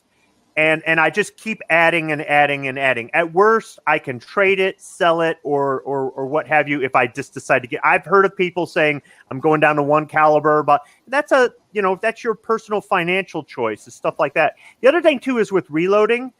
I picked up a box of 45 ACP full metal jackets and got $26. I set it back down. I can reload, So there's a lot of times where I'm there going, am I buying this ammo because I want factory new ammo for a test or for sighting in or some other thing? Am I buying factory ammo because I just don't want to make the time to reload it? Am I buying factory ammo because I want to shoot it and then I want the brass? So for me, being a reloader, it's a little bit different. I would say if you do a lot of shooting, you should get into reloading. If you don't want to, you don't want to. I know there are people that are terrified of it. It's funny. Somebody can rebuild a car engine, but they're like, I can't reload. It's like, are you kidding? But it's also not for everybody. It really isn't. Some people just want ammo, mag dump. Reloading would save them money, but now I'm spending time reloading. I'm not out there doing mag dumps. High five. Or at work where you should be. No. Yeah, where you should be. And but I don't have this. There are people that ask that question, is it 500 rounds? Is it 10,000? I think that it's a good idea to always buy when it's available, when you have the extra money to do it. And just whether you want to buy a case and get a deal or you want to pick up 2 boxes of payday, you'll be the one. Last year, I made this video where I was being a total smartass where I just laid all my 9mm out on my reload bench. And it was a mess. And you might go, what, did he just buy that last week? That was 20 years worth. Oh, so you've been saving it for 20 years and not shooting it? No, this is what's left over. Every time I buy 9mm to shoot, there's always boxes left over or something else like that. So that's why it was a mishmash of different kinds of ammo. And I made it to be a smartass. I did. Because I was so sick of all the people wanting to go, I can't find 9mm. When you go to the range, when you go buy your ammo on Friday, shoot it all up on Saturday, and you've got none by Sunday, that video was for you. Why are you doing that? Why aren't you buying, if you're going to shoot up 400 rounds on Saturday, why aren't you buying 500 or 600 rounds on Friday and putting 200 aside? And before you know it, at the end of the year, you can fill a 40mm ammo can full of 9mm, and then you can lay it out on your reload bench, and you can make a YouTube video going, nah. You can be like Squib too. Yeah, I would just grab a box every time I went to Walmart and got groceries, maybe once or twice a week, grabbed 50 rounds here, 100 rounds here. And it didn't take long to get 1,000 rounds. Within a couple months, I was sitting on 1,000, and then I got another 1,000. And I'm not saying do what I do or else you're wrong. Don't take it that way. My thing is, I did this. It didn't cost me crap. There's absolutely no excuse for you not doing this next time around. Yeah. If you didn't learn the last 2, 3, or 10 times this has happened, learn this time, and then you can be setting back. And I don't do videos like that or some of my other videos to say, look what I've got and you don't have. It's like, look what I've got, look what I do. You have you have the same chance. This is how you can do it. Okay, this is practical advice. Yeah. Yes. Yeah. You don't have to do what I'm saying. I'm not saying my way is the only way, but I'm the one that's sitting here laughing while you're crying. So here's a great A lot of good comments here on the YouTube side. New York Outcast says, new gun owners must think people like us are rich nuts after looking at the prices. Yeah, we're not going to tell them what we paid for this stuff at Walmart when it was on rollback, right? I used to keep a box of 9mm around that had a price tag on it that said $3.54. Oh, wow. I mean, the cheapest I think I've ever seen was $4.95 for a box of Tula. Just to keep it, just because the prices had gone up and gone down and gone up, but it had never been down to $3.54. Show that to the kids. Show that to the grandkids. Yeah. In terms of how much ammo you should be comfortable with, we've got all kinds of numbers out there. G23 says 5,000 rounds of ammo. Travis Pearson, another one of the Travi. Welcome, Travis. 500 rounds. G23 says 5,000 rounds of ammo per caliber. Razor JB says 10,000 rounds. Good question from Derek24. Derek24 says, I just bought a Ruger American 308. Looking for a scope. What would you recommend? I want a Vortex. Hey, guess what, Derek? I also just bought a Ruger American 308 because I had a Vortex scope. So I'm not loyal to any one particular brand of scope. There's a lot of different brands that I shoot. Heck, I usually shoot like sub $100 optics on all my range tests. But if you're going to get a Vortex, depending on what your budget is, start with the Diamondback line. I think they're really nice. They've got a lifetime unconditional guarantee on them. This is a Diamondback HP, which is currently out of production, but they make the Diamondback HDs, I think. And depending on what your budget is, really look around because you can get some great prices on the Vortex scopes. Check locally when they go on sale. But if you go online and look at a lot of the discount warehouses, you can get some really good prices on the Vortex scopes, especially if they're moving out of line and moving in a new line. You can catch these. I got this one for $269, and it was around $399 when it was brand new. I bought it brand new, and it just happened to be on clearance, but they were moving it out. They're getting rid of that particular line. So I was glancing over at the Vortex Diamond or the Vortex website, Derek, and just to start, I mean, a 3 to 9 by 40 is fine. A 4 to 12 by 40 is good. If you want a lot more light gathering, they've got a 3.5 to 10 by 50, which is $319. And I know it's almost as much as the gun, but you'll be amazed if you get good glass. It is such a good investment, especially as you get older and your eyesight starts to go. You really start to appreciate that optical clarity and light gathering of a good optic. Also consider a loop-holed scope. Those are really nice too. And again, I got nothing against, Centerpoint or Feyachi. I mean, I've tested a lot of those brands on the channel, but the Vortex scopes have been solid performers for me. I've got a 3 to 9 by 40 that's on my 30-30 that I absolutely love. And I might even be picking up one of their rimfire scopes for my Rossi RS22, even though the scope was more expensive than the gun. I just like good glass. So, Derek, that's my answer for you on which scope you should go with. Warsaw Patriot says, when the 30 cal ammo can is full, I'm happy in terms of how much ammo to have. Matt Moore says, for my hunting and odd calibers, 200 or so rounds. So hunting specific grade ammo, polymer tip, soft point, hollow point. And then he says, my main two are 762 by 39 and 9mm. I don't like to see the others dip below 5,000 rounds. So for somebody who's new, by the way, to the world of guns or new to the world of firearms, we stock up on these things because in the hard times when prices go up or you can't find it, we can still enjoy shooting. We can still have the ammo to defend ourselves. We can still have the ammo to hunt. So that's one of the reasons why we'll buy. That's why whenever somebody gets busted, they always make a big deal. Oh, the person had 100 rounds of ammunition on him. It's like they're saying that person was going to take 100 lives, 100 rounds is not much when you're running 20, 30 round magazines, right? Let's see here. What else we have? Metal Guy 852 says primers and powder are practically non-existent or ridiculously priced, let alone having to buy reloading equipment right now is a terrible time to get into reloading. Yeah, if you look around and really watch the prices, you can kind of get yourself in at what you paid before, but you really got to hunt around to find those prices. It's like the people who ran down to the gas station to fill up their gas cans and all that because they thought they weren't going to be able to get fuel. Why don't you keep full gas cans in your garage or shed and rotate them out? What? Oh, because you're not a prepper. Okay. Yeah, exactly. Saucy says 5,000 rounds of 9mm and 2,000 rounds of 12 gauge.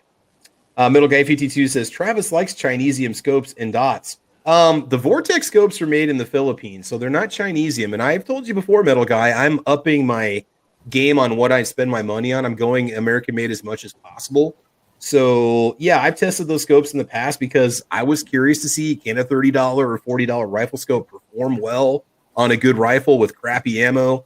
at a decent distance. So that's and what in that's some what that was all cases about. it does. In some Yeah, cases it does. Yeah, most of the time I had good results with those scopes, and they held up well, and I've moved myself up the ladder. So I'm just telling you right now, when it comes to optics, my advice to you, buy good quality optics from the start. What is it? Buy once, cry once. Get good optics and glass. Go American made if you want to. Go Loophole or go Trigicon or go Night Force. I don't know where Night Force are made, but or go Vortex, because they do have American made lines too. And then they also have the lesser costing lines that are made in the Philippines. So that's something that you can go with. If you start off with Centerpoint. something, if you start off with, Centerpoint is reasonable, and it's made in upstate New York. So, and they do have a lifetime guarantee. Okay. Centerpoint's another option. if you're not familiar with optics, or you're on a budget and you just want to get into it and try it out, I can understand somebody doing that, or some of the gimmicky stuff like taking an airsoft optic and using it on a 22 rimfire or something like that. I started off with an American made optic, and I paid, but I got it on sale and whatnot, and I don't regret it, and I'm sticking with what I got. And I would recommend to anybody, buy American. As somebody in manufacturing, I'm going to say buy American, not just to keep the money here and support the entire economy, because manufacturing is the backbone of American economy. Nothing else is. But the thing is, the quality control is going to be there. And that's not to say that there aren't some foreign-made optics or foreign-made components for optics that aren't quality as well. And I guess it just really depends. If you're dipping your toe into the pool, getting something cheap, okay, whatever. And then you can just unload it or get rid of it, or I give them away. Yeah, giveaways on the channel pretty much. drawings. But if you want to just jump in and get a loophole, you won't be disappointed. No, I will say that until you try premium glass, you don't realize how nice it really is to have good quality glass. And here's the thing. A lot of the Chinese EM scopes, they're actually starting to up their game, and they're putting really good glass. Like, they've got premium lines like Monstrum and X Aegis. They've got some lines that are cheaper than they're really pushing it for somebody who, $100, I can get something that's got near the optical quality of an entry-level loophole. You're going to do 100, you're going to do 300. So, and you could have somebody who does shots 500 meters or more with precision this, precision that, and that's all they do, right? And then you just get this cheap optic for 100 yards or less because your eyesight isn't so good, or you just totally suck with a gun because you don't train, you just mag them. Yeah. And they're jumping all over you, and it's like, I'm using this for an entirely different purpose. It's kind of like when Foose is in here talking about ammo quantities, and he shoots 50,000 rounds a year, and none of the rest of us do, or most of the rest of us don't. So his perspective is entirely different when he talks about it, and that's just it. You can do the same thing with optics or anything that involves guns. If you have a different perspective, my perspective is sometimes way out there from what everybody else wants. Like, I get into it with people about open carry because there's a lot of people that just do not do it. So whether it be optics or ammo or how much ammo you should have or any of that other stuff, we're all different people. We can get good ideas from each other, but your purpose, your mission, your goals may be entirely different. So I'm trying to fit a square peg in a round hole, and it just ain't working. So don't always take everything that you hear on YouTube as gospel. If you're a newbie and you're trying to figure your way out, you're going to figure out what works best for your budget or your state laws or your goals. Like Tony's talking about, he's got every gun he wants. And I was thinking when he said that, I'm kind of in that boat too. Everything I'm buying now is like what he's calling bucket list guns. All the gun, I'm going back and buying all the guns that I always wanted that I never had. Instead of getting, that's why when you do some of the shows where you're talking about the newest stuff on the market, I'm like, meh, but we're all different people. Yeah. Let's see. Gun Love and Grandpa says, have you heard about the Ronin red dot sights? No, I have not. I'll have to look into those. I'm not really, I've got a couple guns that have optics cuts on them, handguns, and I just haven't put red dots on them yet. I like shooting with them. They're fun. I just haven't converted over yet. And I'm sure at some point I probably will, as the eyesight doesn't get any better. So single shot, were you going to say something? I think I might have cut you off there. No, I was saying reasonably priced scope that's American made is Centerpoint. And they do have a lifetime guarantee. They've got the plant up there in upstate New York that is where they build most of these. Now, some of them, yes, they are Chinese made. But their regular rifle scopes, I can attest to, under severity, being through a fire, and 2 of those scopes being mounted on a rifle, and they held 0 through that heat, I'm not going to complain a bit. And those scopes are pretty decent. You know, they're not like Swarovskis or Leapers or Night Force or anything like that. But, you know, if someone is looking for a reasonably priced, fairly decent scope, then check it out. They have them at Walmart. I buy 4-16s by 40s. Yeah. 2 color illuminated. You got your black, which is standard, and then you got green and red with adjustable objectives, the whole 9 yards. They're a pretty well outfitted scope, and you're talking about $60, $65, possibly $70 a piece. Now, if something like that fits your fancy, check them out. That might be the one that I have. The one that I have that's about 15 years old. It's been on many different rifles. I've used it a lot. In fact, I might just be sending it to Rich, and Rich could do a test on it if he wants to. I'm kind of at a point where I'm done with it because I've moved on to Vortex and Loophole and stuff. But yeah, Rich, I might just get that in the mail for you, and you can try that out on that 224 Valkyrie. It's like a 4-24 by 50. It's a beast. Like, you're gonna have to have some pretty tall rings for it, and you're gonna have to prop up your chin on something if you're just using a regular M4 stock on that 224 Valkyrie. But it's a great optic. I mean, it's cool. I'm just kind of at a point where I've moved on a little bit, but I've kind of retired it just in a gun box, or the box that it came in. Yeah. Yeah. But that safe got hot enough to burn the paint right off the outside of it, and the plastic lens covers that comes with it, those things melted. That's how hot it got in that thing. And both of those rifles, I cleaned them up, put them back on the bench, and they were still on POI. So, yeah, I'm sold. They must use, decent metal components inside too, where the turrets are and the gears. They don't crap out with a lot of plastic and stuff. So, yeah. All right, so there's another option for you. DM Foss says, so what brand of garbage bags is best for unleaded? Yeah, there's a video circulating around on Facebook where a gal is filling up garbage bags with gasoline, and she's tying them off and setting them in the trunk of her car. I mean, this is like when the I don't know, how are you going to get it out? You can snip the corner of it and pour it into like a funnel or something? I mean, how do you... Yeah, she didn't think about that. She also had no clue that the gas is going to eat right through that bag, and it's going to just ruin the interior of the... But here's the thing. Think about when the toilet paper thing happened. I remember going to the grocery store that night to watch the people panic, and I went down the toilet paper aisle, and all the toilet paper was gone, and people are grabbing rolls of paper towel and throwing them in their carts to buy them.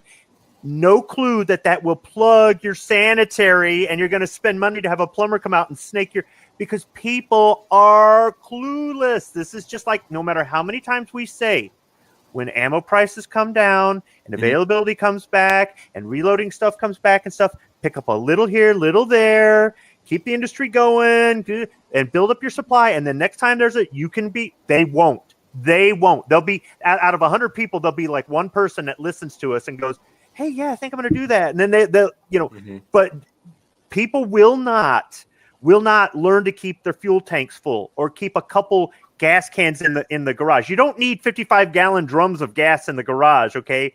But I mean, I keep 15 gallons of gasoline and 15 gallons of diesel. And I didn't go out one day and buy 6 gas cans, right? This is something I gradually built. This is the same logic, but people they don't want to know. They don't want to learn. They don't want to remember. They don't want to. It's just, it's so frustrating. I'm not trying to control somebody's life, but I just watch this stuff and I'm going, how do you make it through life? How do you, A wise man once said, you can't fix stupid. No, you can't. Here we're seeing the same thing we saw with the toilet paper. It's out-of-staters coming in and trying to buy up all our gas. Just like those damn Nebraskans. Well, no, it's for people from Virginia coming up here buying all our gas. Those people coming up from South Virginia and coming down from North Virginia. It's all along the border. All the towns along the border. You got people coming up from Virginia. You go down into southern West Virginia over near the Kentucky border and Virginia border. It's people coming up from the Carolinas and Kentucky over that area buying up all the gas. The governor keeps saying we got plenty of gas here because we have a big gas reserve in West Virginia because the state stored up and they're keeping all our gas stations supplied. And I think when he opened his damn big mouth and told everybody that we got plenty of gas in West Virginia, you start seeing the people from the South coming up here taking all our gas. It's like, go back where you came from. Man, that's last night on the way. Like. So Wednesday on the way home from work, roll call had rants and raves, and he was talking about the fuel prices. So I decided to go ahead and top off my tank just to see what gas prices were and diesel prices were, and they really weren't that bad, right? So last night, 2 days later, I decided to do the same thing just to see if they'd gone up, and they hadn't. I had to drive through street racers. I'm in my diesel truck driving through these kids in their hot rods racing up and down the street. And I had never seen this in my township. It's like, when did this become a thing? So apparently fuel supply isn't an issue in some places if people can race up and down. I guess. Well, they're all little four bangers. They get 30 miles to the gallon, 40 miles to the gallon. True. So they don't have to worry about that. And, modern cars make a lot of power and produce pretty good gas mileage these days, really, when you think about it, compared with what the old hot rods of lore used to do, I mean, that, and they've got that rice additive that they put in there. So, Yeah, the mileage suffers quite a bit when the butterflies are in the vertical position. Yeah, my son works over at the local Walmart, and he said they had to call the cops because there was a lady that was trying to reserve pumps for her friends that she had called and told them that we had gas here. Oh, my God. Yeah, so they're blocking it and not letting people pull in. She's like trying to reserve the gas pumps, and they told her this isn't a dinner table at your favorite restaurant, sweetie. Leave. Yeah, she refused to leave, so they called the sheriff's department, and the sheriff came and took her away in cuffs for Rich, criminal trespass. Rich, did you hear anything online about the price of brand new gas cans going through the roof? I heard some scuttlebutt about that, but I'm having to run on gas cans now. Is it never ending, guys? I mean, seriously. Yeah, I haven't seen anything about gas can prices going up, and they're not going. The gas cans, the price on them is not going up here, so I don't know, Script, to be honest with you. All right, yeah. The guy here in Peoria was filling up Rubbermaid totes. I suppose it would work. I mean, as long as the gas doesn't eat through it, but what? And anything that'll hold gasoline, I don't know how they're going to get it out. You have a pump, I suppose, or you're going to put a spigot on it, maybe, or something. I don't know. Where the hell are you going to put it? Stick it in your garage with the garage, I guess. Not to mention it doesn't seal completely, so you're talking about if you have vapor on that, blow it up. All that. It'll swell up. And could you imagine? So it's sitting in the garage all weekend, right? And then Monday morning he goes into the garage and lights a cigarette. Boom! I think we're gonna have a rash of garage explosions happen this spring. Because for people that are improperly storing gas in their garage. Hey, Outcast, you might have a couple garage remodels this summer. There you go, brother. With the price of wood, that's an expensive choice to make if you're going to store gasoline in your garage. Steel buildings is the alternative. Think along the same lines, because I have 4 gas cans and keep 22 gallons of gas here. Yeah, just because I go buy it in Missouri for $1 less a gallon. There you go, causing the problem that Rich has to deal with right there, going across state lines. I rotate out the gas every 6 months or less. I rotate out the diesel every year or less. I typically don't pay attention to prices, but if there's significantly lower prices and the cans are a little bit low or whatever, I'll just dump them in the tank and then go refill then if I think about it. Otherwise, it's not so much that, I'm paying $2 more total to refill all my cans. But I don't go out there and panic buy that crap. It's like the day the president came on TV, the night that the president came and said this is a national emergency, Outcast texted me and said, dude, you got to check this out. So when I got off work, I went to the store. That was when I was telling you that the toilet paper was empty. I was shopping the sale items while everybody's just throwing, emergency survival toilet paper in their carts. Because I buy my toilet paper at Sam's Club in bulk. We had half a case at home. Costco, Costco actually sold out though. I mean, I was surprised. But if you already had a case because you normally buy it, you're there going, it's the same thing with the ammo, right? We had just moved into the new apartment and got, we're thinning stuff out of our old residence, so we have to drag stuff with us to the new place because we're moving 200 miles. And here I go to Costco to get these basic supplies, and I'm like, "Where's the toilet paper?" So the people that say you're stupid for buying a club membership, really, or the people who say, "Well, I don't need to buy a case of toilet." It's like you can't fit that in the closet. You're good for how many months? You save money and Yeah, that's what we did. And another thing we did, we bought one of those shower heads that has the two heads and the one's on the hose. So if we ran out of toilet paper, we still had a way to clean up. Yep. Yeah, and cloth the worse. So, in desperation. So prepping for an ammo shortage is really no different than prepping for a toilet paper shortage, or prepping for a meat shortage by getting a deep freeze, or prepping for a fuel shortage by keeping a couple cans in the garage or the shed or something like that. It's the same sort of thing. So but now with hunting ammo costing more than target ammo, Travis, do you buy hunting / self-defense ammo ahead of time for a caliber you anticipate, or do you just get Full Metal Jacket training ammo? I mean, here's what I did. Where's the cost barrier at? When I bought this, I was able to buy ammo there at the store. They put back ammo for people that buy guns, so they have ammo for those guns. They said you get two choices. You can buy both or one, and it was the box of Fiocchi Full Metal Jacket right here. That was $21.99. And Fiocchi ammo is usually $5 to $7 more than anything else, right? Whenever you buy it. So I got a box of that at the store so I'd have something to shoot. And then I went over to the other gun store and I got the box of Hornady American Whitetail, 20 rounds of the soft point 150 grain. So they're both the same grain weight for $29.99. My other option was to spend $60 on a box of this high-end Federal Fusion max grade hunting ammo, which I didn't want to get because I didn't know if I could find another box of it. I thought, well, I'll just maybe buy a couple boxes online. So I've got the box decided in, and I've got the box to fine-tune it and to get ready for the hunting, and I've got something left over to go hunting. So my advice is going to be to somebody right now, if you just get a new rifle, it's a new caliber, you can't find ammo anywhere, you've looked around, you can't find a box of ammo, just pay the piper. I mean, I know we say don't pay those prices, but just so you have something so you can use it for harvesting game in the fall, especially if you use that as a source of protein for the family, just pay the price and get it. If you look around, you're not going to pay that much more for something like the American Whitetail online. You might pay $5 or $7 more plus shipping, but at least you've got it. So look around, and if you've exhausted every route trying to find that ammo that you want for the fall hunt, just get it now, because everybody else is going to want to go hunting in the fall too, and new hunters are going to be coming in, and they're going to be buying up ammo. You might see a shortage once those hunting calibers start to come back on the shelves, and I'm not trying to create a panic here. I'm just talking about these cycles that we refer to, and if they keep saying online that we've got more hunters now than we've ever had before, more new hunters coming into the game, they're going to need ammo too. So you really need to just get the boxes you need now, sit on it. You know what? If you paid a little bit more, you paid a little bit more, but at least you've got the ammo. So that's what I'm going to say. You can disagree with me, but another point on this specific high-priced ammunition. If you zero your rifle for that, we'll say Federal Fusion, and you turn around and you've only got the one box, you don't have any other, and you get another cheaper brand, another cheaper type of ammunition, your zero is going to change. So, it might not be significant, but enough. If you can only get one box, step back, reconsider, and go with a cheaper ammunition, because you're going to be able to have a chance to have 2, 3, 4 boxes, whatever. But to hunt, you're going to have to, in some states, you have to have it. You can't hunt with Full Metal Jacket ammo in some places.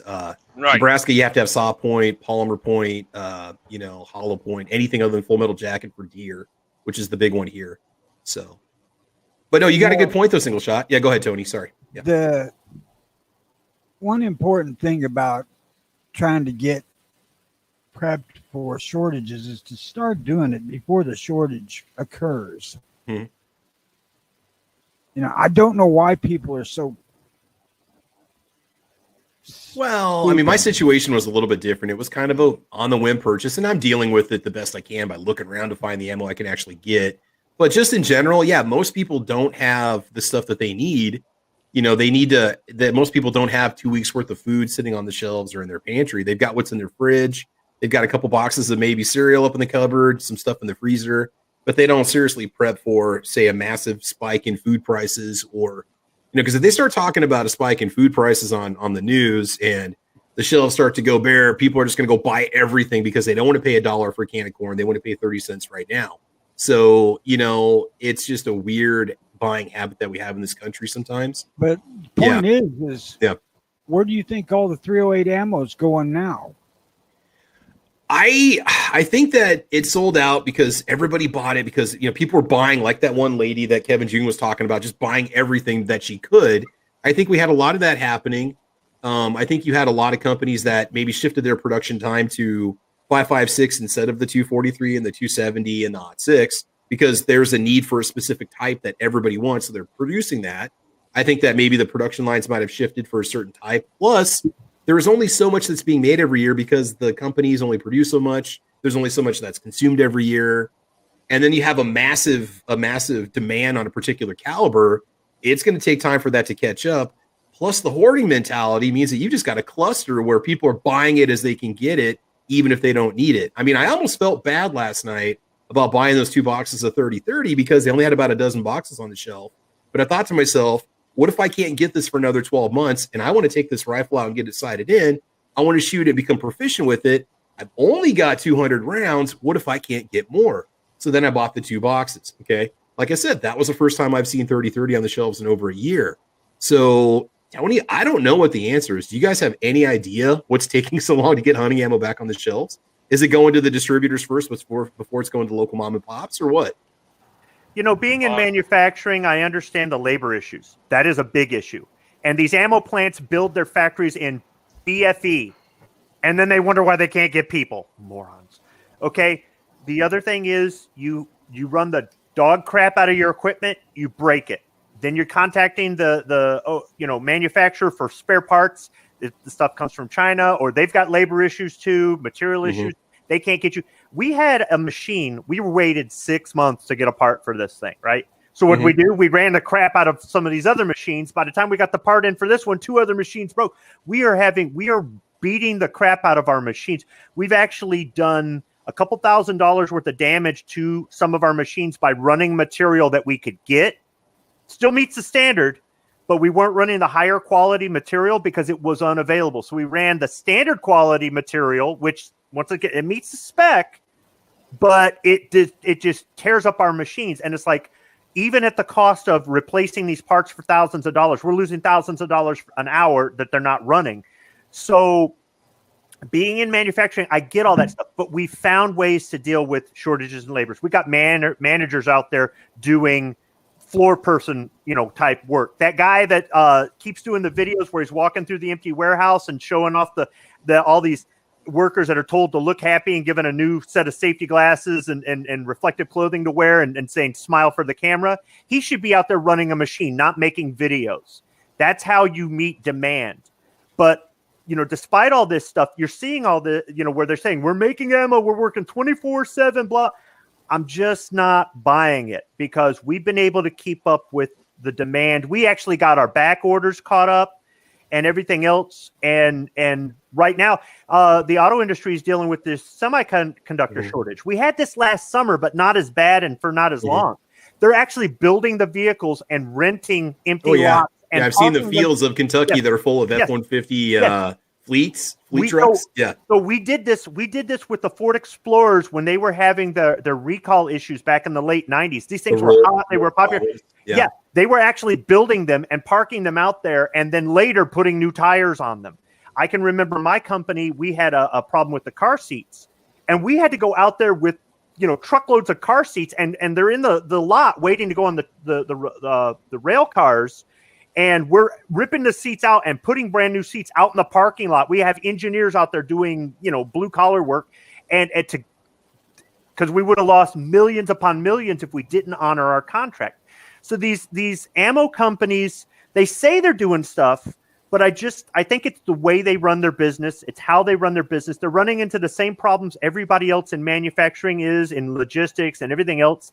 But I think they need to get their heads out of their butt and start looking outside of the box and saying, how do other companies keep up with demand? What are we doing wrong? But I think they're so old and set in their ways and going, we're not changing the way we're doing things, that they're not willing to do that. Because I can't believe that you're making 1 million rounds of ammo every week, but it's not making it to the stores. And I don't think it's locked up in a warehouse. The government isn't buying it. There aren't millionaires going, I'm just going to set on this. It's not sitting in a warehouse because it's being bought by somebody. The thing is that look back 2 or 3 years ago and they could hardly give the stuff away. Oh yeah, because we were all just, thinking that It'll prices would always never be go down. So available. I'll just go buy it when I need it and pay this price. It'll never go up, right? And I got to tell you, when you have a set number of employees, the people have been around for a while, and you're hiring all these new people, you got to get them up to speed and train them. Half of them walk off the job because they go, "This is too hard. I'll go sit at home." So now you got your regular employees, and you're there going, instead of working 8 hours a day, you got to work 12. Instead of working 5 days a week, you got to work 7. Now they'll do it at first, but then after a while, they're like, "Hey, I miss my family." And then they go, "Too bad, it's mandatory." And they go, "Really?" And they walk off the job. Now you're doubling up the work on the people who do stick around. Or when you've got hiring bonuses for somebody who comes in for a job interview because you're so desperate for workers, and you got the people that have been there 12 years going, "Where the hell's my bonus?" Yeah. And they go, "Oh, well, it's only for new hires." It's like when you sign up for cable and they give you $99 a month, That for first the first year. And then after that, it's like, "Yeah, we're going to $200 a month. yeah. And it's like, wait a minute. Oh, that's only for new customers. And so then you got the employees going, "Where's my bonus?" And they go, "Well, you don't get one." "Oh, well, bye." So I can understand too, if they're covering up their labor issues, if they really do have labor issues, and these pictures that they're doing, this is first shift.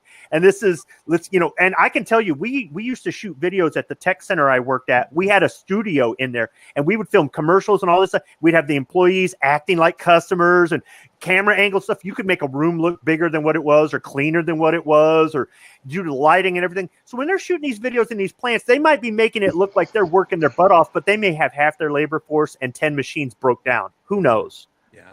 Now, Another problem. there's another example of all of this stuff with the situation with the diesel fuel. That used to be a throwaway product. Now look at it. This entire planet runs on diesel. So, yeah. Another problem they may be facing is it pays you more to be on unemployment than to work. No, come on. Why would Right, I but take unemployment at $600 a week when I can make $10 an hour and work 40 hours a week and bring home $320 after taxes, Tony? That is the fault of the employer who is not following up with the state and saying, "We offered this person their job back and they refused it. We are not." Your employer has to, at least in my state, your employer has to authorize that unemployment. So when you're off because, say you got sick or you come in contact with somebody who's sick, the employer has to tell the state, "Hey, give them the money, and yeah, they qualify for the extra federal money. Otherwise, my state won't pay it." So maybe in some of these other states are being irresponsible, and I could understand a state employee just pushing it through because they're lazy and they're unaccountable to any, so people are getting away with it. But if your employer is saying, "Come back to work," and you're going, "I'm afraid to come back to work," your employer can deny you. So how are people getting away with this? I don't know. Hey, I want to get back to the comments here because they're starting to flood in here. So, Fluffy 10mm Jeep guy says, "I got a primary arm scope to try on either my Savage TAC 308 or my AR-10. Seems to be good just looking at it out of the box." Yeah, the Primary Arms Classic Series is a good scope. I think you only get a 1-year warranty with it, but it's a nice entry-level scope. They run about $100, and then they go up from there, but they're great. I've got that on my Ruger ranch rifle right here. So that's what I run on that one. So Primary Arms makes some really good scopes. Let's see here. Matt Moore says, "Don't cheap out on red dots or scopes." I agree. Just do it the right way the first time, and you'll be happy. If you want something just to learn how to shoot a gun on, that's fine. But get yourself quality, and then you'll be happy with it for a very, very long time. Oh my God! Look at all the comments here. Make sure that you thank active duty military #Armed Forces Day. So if today is Armed Forces Day, let's a little shout out to everybody in the Armed Forces. Thank you for your service to this country. You guys are awesome. You guys and gals out there on the front lines, man, we do appreciate the work that you do. Oh man, what's going on here? Optics and red dots are just a fad. I don't know. They're putting optics cuts on everything right now. So I think they're going to be around for quite a while. Make sure we don't miss any comments here. Yes, I reiterate with that piece about the armed services. I am a veteran, and I appreciate all of our young women and men that are in there now. Even though the government doesn't, they keep stabbing you in the ribs with a stiletto. So hang in there. We love you. There you go. Yeah, Right on, man. If you haven't seen the Army's latest recruiting video, oh my God, it makes me embarrassed to be a veteran. Oh, good God Almighty! They went all full SJW with that ad. Was that the Army or was it the No, CIA recruiting video? The Army's doing this now? Yeah, both. Oh man, the CIA and the United States Army both have done it. Done what? I missed it. What? went full SJW with their latest recruiting commercial. Oh, No comment. No comment. Dare24 says I paid $40 for Hornady Precision Hunter 308 178 grain ammo. So that's about what I think we were paying for the Hornady Precision loads. Those are up there. They're kind of like the super performance loads that are about $50 a box. So you can spend quite a bit up there. And I did have a question on my video that said, why don't you go 6.5 Creedmoor? Because I can't find it anywhere. I mean, I haven't seen 6.5 Creedmoor on the shelves for probably about 5 or 6 months at this point. And I had a 6.5 Creedmoor rifle, and it was fine. I had a Mossberg Patriot. Wasn't happy with the accuracy that it was producing for what I was paying for the rounds and what I was expecting it to deliver, which is why I went ahead and sold it and got the Ruger instead. What else do we have here?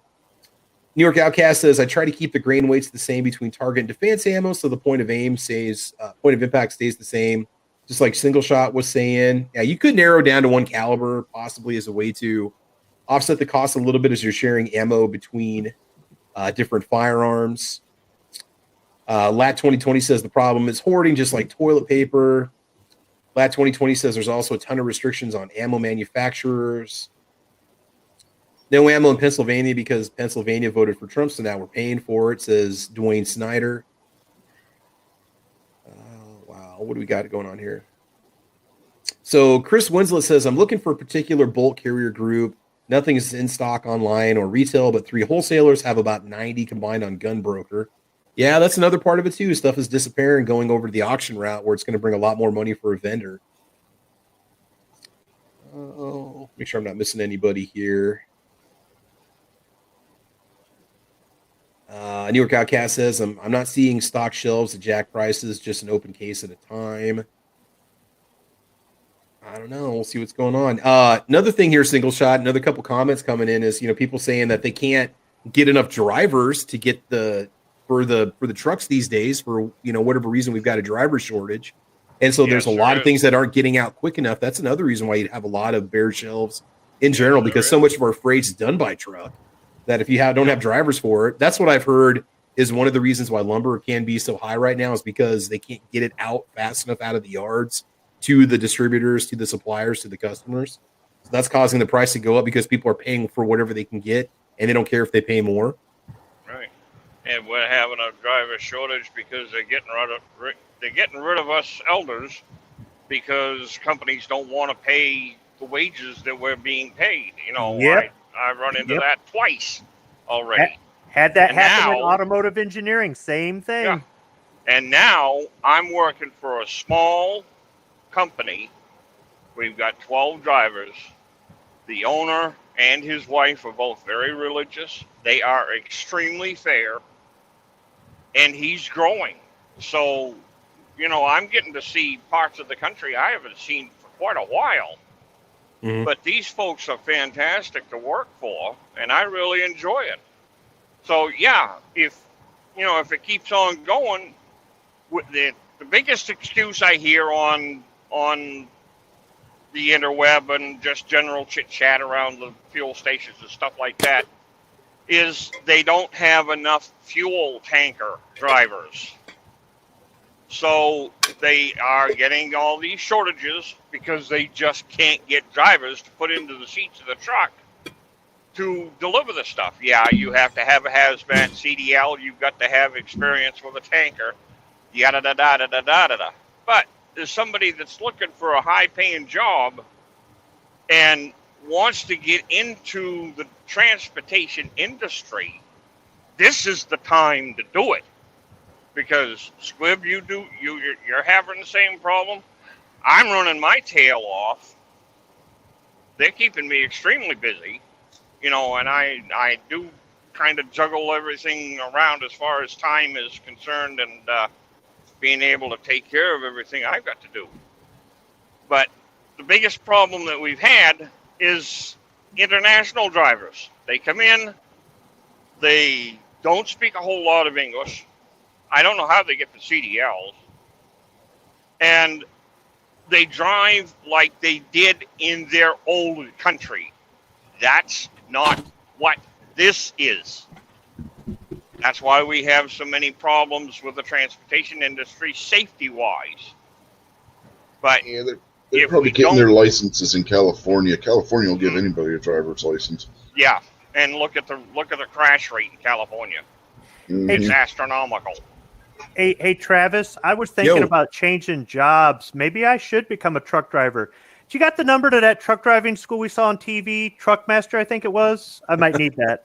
That's something you got to do too. You got to have at least 1 to 2 years of not schooling but training. You got to have probably 6 to 8 weeks of training in the school, and then go from there to a mentor, as they're called, trainer, and you're with them until he releases you to go about driving by yourself. So just answer this question for me, single shot. How much money can you make while you're training? They give you a set amount. They give you a set amount to the Can a person trainee. survive on that for a year or two before they go solo? Well, it's thin. But the mentor is the one that has the advantage on that point. I trained for a while, Mm-hmm. and I made out pretty good. But some of these guys, they've got the DNL problem. They don't listen. Do not listen. And if you tell them something and they say, well, I'm going to do it my way, then you're putting both of your lives at jeopardy. People have got to listen to what you're being told while you're driving a 40-ton truck. So I'm just Because curious, if you and I know it can vary by company and by what the freight is, if it's hazardous or not. But what can the average? What's a truck driver average per year? Right now, I'm averaging about 45,000. Okay. And I'm a solo driver. Yeah. I get percentage of the load. I don't get paid by the mile. Yeah, I wouldn't drive a truck for that. I mean, don't take it the wrong way, but some of the crap you guys have to put up with, man. Okay. I'll tell you what, Squib, an that's entry-level right. teaching job in Nebraska pays about That's $30,000 right. a year before taxes. I mean, you got to think. Now, see, this is a weird thing. Some All of right, that stuff man. is flipped. When I was in high school, Mhm. teachers that were about halfway through their career, not quite to pension point, but not entry, Mhm. okay, maybe 10 or 15 years in, were making $80,000 a year back in the 80s. Just like auto workers here used to make $25, $30 an hour to start, and after 20 years, they had a big fat pension waiting for them. Both of those things have gone away. Postal workers used to be government employees, and they had a great pension waiting for them. Now they're private contractors with no pension, and it's weird. It's just like what Single Shot was talking about them forcing the older guys out who want a decent wage and hiring these young people that work for nothing, or hiring these foreigners that don't, have the same training standards that we have here in America. It's kind of crappy that some of these jobs that used to allow you to take care of a family. I mean, I had a high school teacher who owned an airplane. Do you believe that crap? Well, like when it comes to teaching, it depends on how fast you get yourself your master's degree, because that's what really pushes you up. In a lot of states, if once you get your master's degree, then you get, like in Nebraska, I'm making about 3 times more than what I made when I started back in 2001. But it also took me a master's degree and 20 years experience to get to this point. Now, I'm not anywhere near $80,000 a year. I can tell you that right now. But also Nebraska doesn't pay as high as some states because our cost of living is a lot lower than other places, depending on what city you live in Nebraska. So, I mean, to me, $45,000 a year, if I wasn't a teacher, to me, I mean, in Nebraska, you could live on that, especially you're going to have a low cost of living because you're not really having to run a home. You might have to have an apartment, that's or another thing too. Yeah, I mean, you can just bank that money every week, and you can do more shifts if you want to. And I mean, that's for Nebraska, $40,000 a year. You can live on that and live okay in the state. You're not going to be near the poverty level. Now, try to do that in California or New York, maybe depending on where you're at. The East Coast, that's probably not going to happen in a lot of places. 40,000 here will rent you a 2-bedroom apartment, and you'll drive some used Honda to work. It just isn't gonna cut it. And that might sound snobby to somebody, but yeah, I didn't consider putting in the cost of living factor. The thing is, though, I drive a lot of places, and groceries cost the same. Gasoline costs the same. It's stuff like car registration and car insurance, and maybe utilities, property tax. Yes, that's where they get you in a lot of these states. Well, Hey, you put all of this information into what we've been talking about prices, about ammunition supply, etc. If we don't have drivers to transport the materials, if we don't have drivers to transport the finished product, if we don't have people that are going to be involved in the transportation industry to keep us rolling legally and safely, then there's going to be shortages. So it all boils down to, for the most part, is the transportation industry. You don't have food on the shelves in your stores. You don't have gas in the gas tanks at the gas stations. You don't have parts for your vehicles. You don't have a lot. Because if we don't roll, you don't get it. exactly. I mean, and if we have a driver shortage, that's not a good thing. Kevin Jung had made a comment earlier on the YouTube side. He goes, I had offered my neighbor a job, and he goes, he's making twice as much on unemployment as he was making before with his previous job. I offered him a job and he refused. Yeah, and see, I don't get that, because I make less on unemployment with the federal money. Even last year when it was $600 a week, I make less on unemployment than I do showing up to work 40 hours a week. That's with them taking taxes and out here at $15 an hour after taxes, you might clear $400 a week if you're lucky. And to somebody getting $600 to not have to do anything, I'm not killing myself. I'm not having to drive. I don't have to buy any clothing for the work. I don't have any investment. I'm just getting $600 a week to sit around. I can keep my rent paid on that. I can keep my lights on for that. I can keep my Xbox running for that kind of money. $2,400 a month. If my apartment's only $800 or $900, my car insurance is $100 a month. I can do just fine. And I'm just saying, I'm playing devil's advocate here because that's the mindset of a lot of people right now, and it's causing a massive labor shortage.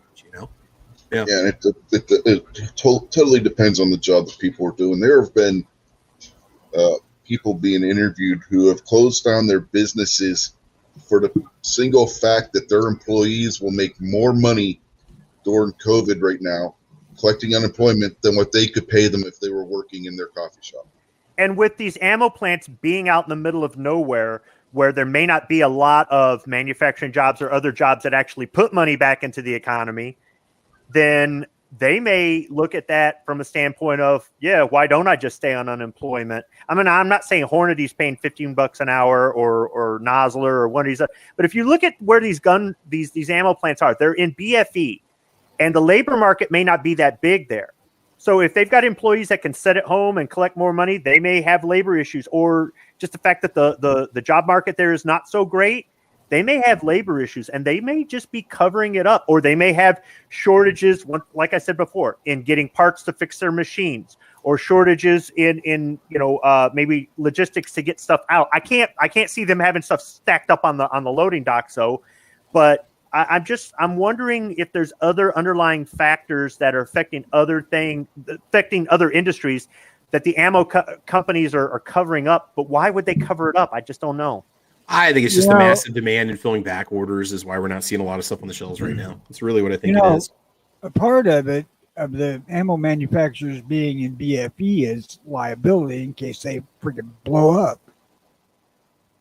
I understand that, Tony, but when you're out there, there's no labor force, there's no skilled labor force, there's no infrastructure, so I get it. I'm not saying building an ammo plant in Detroit is the cheapest thing to do. But if you built an ammo plant in Detroit, everything you need to run that ammo plant is surrounding you and plentiful, right?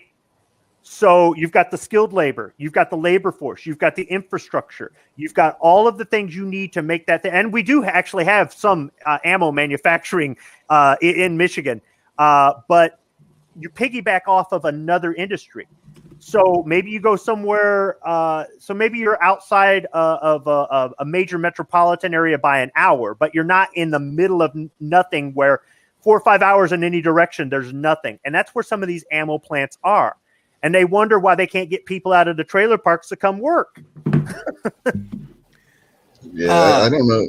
I don't know if I'd want to hire people in Detroit proper to run an ammo plant. Maybe from the suburbs, but when I say Detroit, I mean the metro area. Rich, anybody can be a skilled laborer if you give them the proper training and they're dedicated to it. It doesn't matter where you're from.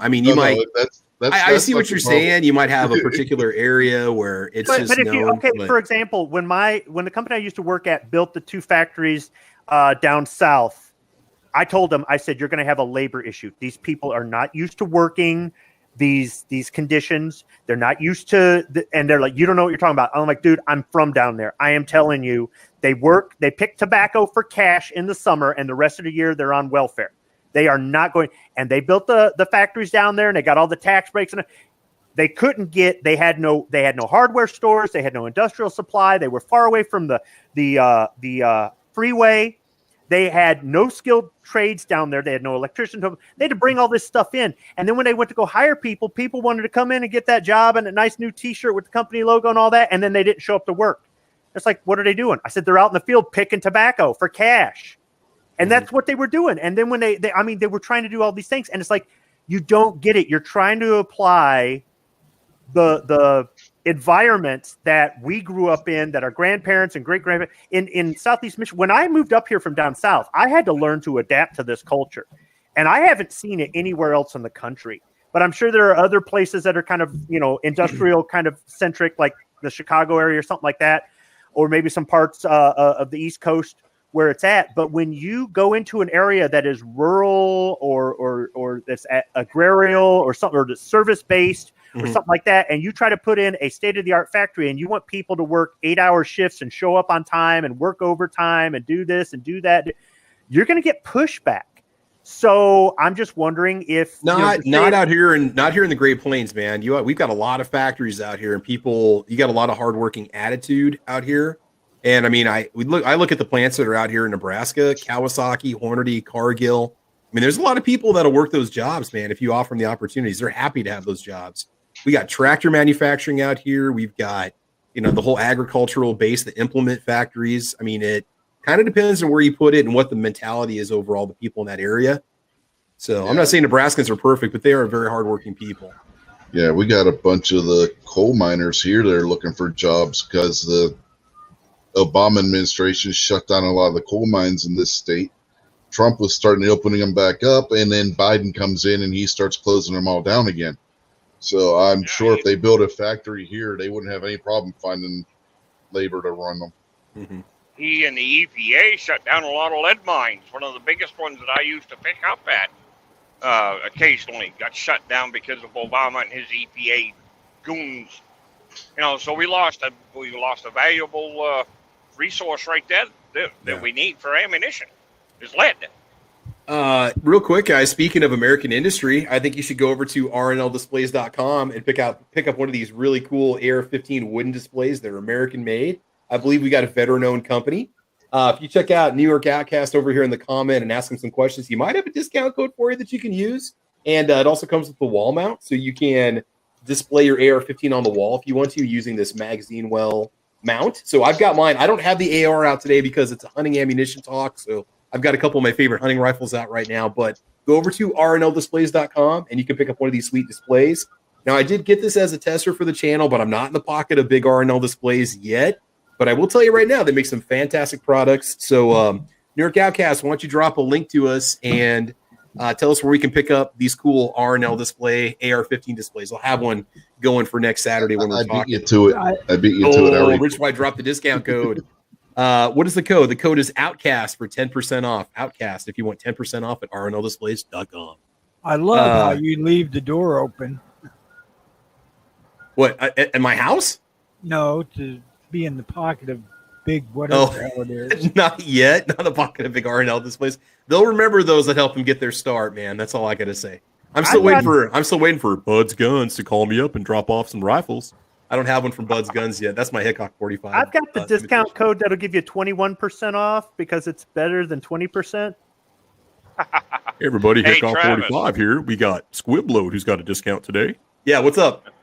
Hey, give me a call after the chat here. Oh man, am I in trouble? Dude. No. You're fine. Okay. I put up with enough shit this week. I'm done, brother. As Patriot in the Dark says, man. use code Patriot. Use code P. I'm switching to decaf. To decaf. I don't curse much on this channel, but once in a while it's like, man, this was a hard week. All right. Yeah, as Preacher in the Dark always says, use code PITD and pay 25% more. Yeah, there is special pricing for him and only for him. Mm-hmm. So talking about weather real quick, since we've totally deviated from talking about our plans for hunting next year, but let's see, what was it? Kevin June was out there, said something about moving. Kevin, you said you're in California and you're going to get out of there. I think that'd be a great decision. X Adam 1 had a comment for me out here. He said, I sold my shield, $470 with 5 mags, and got my shield plus matched $455 with the funds. Out of pocket cost to upgrade $20. I'm happy. Yeah, man, the price on used guns right now, if you got something you want to move out, they're paying top dollar for used guns. Well, here's the thing. You're starting to see now, and I got a buddy who is a firearm seller. You're starting to see a lot of those new owners just start to turn those guns in. Summer's coming around. People want to start traveling. People need some money. Taxes are due. These people that went out and bought guns during the pandemic are starting to show up now, and they're turning them in, and they've got some firearms that have never been fired before, might have had 50 rounds put through them. They look like they're practically new. They have no other guns. They don't want to trade it on another gun. So you're going to start seeing a lot of used guns showing up on the shelves and in the cabinets at your gun store here pretty soon. Now, prices are still fairly high, but they're cheaper than new on a lot of them. So, yeah, the local pawn shop had the Canic TP9 SE Elite for $420 when they did their grand reopening. Went in there the other day, they had it marked up to $460. That's almost the price that you would pay for a new one. Yeah. The prices, I mean, yeah, we're basically up to full MSRP on most of our, I mean, the rifles are a little bit, you kind of get a little bit of a discount because there's a lot of competition for like bolt actions right now. But a lot of the handguns, you're going to pay your full MSRP or pretty dang close to it. Whereas last year they were 25%, 20% below. Yeah, this was used. They were charging almost MSRP for it. Yeah, I think you're going to start to see a lot of used firearms popping up just in the stores and just showing up in general for trades and stuff like that. So shout out to Mad Sexy out there. Mad Sexy, I can always use a roommate, bro. Come on out here. You can move on out here if you want to. You know, Nebraska's a great place to live. Squib said the only reason why he won't move out here is because there's no benefit in the weather. He's not gaining anything. Cost of living is probably pretty close, you know. Land prices out here can be high, but that's just because we're a crop state. So if it's cropland, trying to just go buy some acres, I mean, if it's cropland, you're going to pay way more than you would in a lot of other states, but you can still get some okay prices on lots and land. But a lot of our land is bought up and owned by people, and it doesn't hardly ever flip unless that person passes away and they have an estate sale. Like you'll see a lot of acreage sales that'll come up when a farmer passes away or a rancher, and they divide the lots up. But a lot of people just come in and snag it, like Ted Turner or Elon Musk or whatever. You know, that they own half the state. So I'm trying to see if we have anything else going on here. Ozzy Osbourne says, I've got an RNL display stand. It's a great product. I love it. Speaking of which, by the way, I'll be giving away one of these RNL display stands when I do the Patreon drawing. Maybe tomorrow. I got to do the May drawing. Every month I give away a big old box of swag with lots of good stuff in it. And it's a lot of similar items every month, but it's sponsored by SS Pawn also, and Stan provides a lot of the items. And we'll be giving away another one of these stands. Now, they're the early prototype run stands, so they're going to be good. They're going to work for you. But we're going to give one of those away also. So be watching the channel as we do the Patreon drawing. If you're a patron of mine, the buy-in is $1 a month, and that gets you into the monthly drawing. I give away probably $50, $60 worth of swag every month, and a lot of it, like I said, it's donated or it's stuff that I have. And we put together some cool bundles. So one of those displays will be going out again this month too. So I'm pretty excited about that. And New York Outcast says that he's going to start giving me a commission once he starts selling thousands of them, something like that. So, hey, that's cool, man. I'm good for that. Let's see. Mad Sexy says, I don't do roommates. I need a house to myself. I don't do roommates either. Let's see here. Does the missus know that? What's that? No. Doesn't she qualify as a roommate? I don't consider my wife a roommate. I mean, that's kind of like, you have your side and I have my side, but I don't share. I've never shared a bed with a roommate. I mean, not intentionally. Yeah, Yeah, but she's a roommate, but with more responsibilities. wifely relationship status you don't normally have with your roommate. So yeah. All right, man. I think we're about done with today's chat. So hopefully we gave you some advice. We gave you some information. My thoughts right now is if you want to go hunting in the fall, I don't see a lot of new inventory showing up. If you get a new rifle like I did, you got a couple options. We said you can go into reloading, or you can just, pay the pirate piper, or look around. You might find a couple good boxes of some hunting grade ammo that you can use next fall or next winter for the deer hunt, the big game hunt. The prices are pretty fair, within reason, whatever your budget is, snag it, get yourself a couple boxes. You should be okay. But be prepared for higher prices on the firearms and the ammo as we go into the fall. So maybe we can revisit this topic in 6 months and see if we've seen any more hunting grade ammunition showing up on the shelves, or has it not changed? Because like I said, it took a year before I saw 30-30 on the shelves at the stores that I shop at, the local sporting goods stores, the Walmart, and so on. And when I saw it, it really caught me off guard. I was like, holy crap, because all they've had in stock before was oddball calibers, a lot of stuff that people don't shoot, or more expensive ammunition that typically doesn't sell. So, yeah. All right, let's give a little shout out to, you know what, let's let the podcast, let's let the panel go ahead and give us their final plugs here before we go. And then I got to give Single Shot a call because I got a feeling I'm going to get a talking to. So, all right.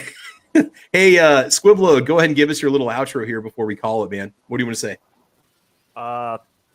Thanks for the invite. Enjoy doing the show. Kind of like going off topic sometimes because, there's more to pro Second Amendment people, gun people, than just guns.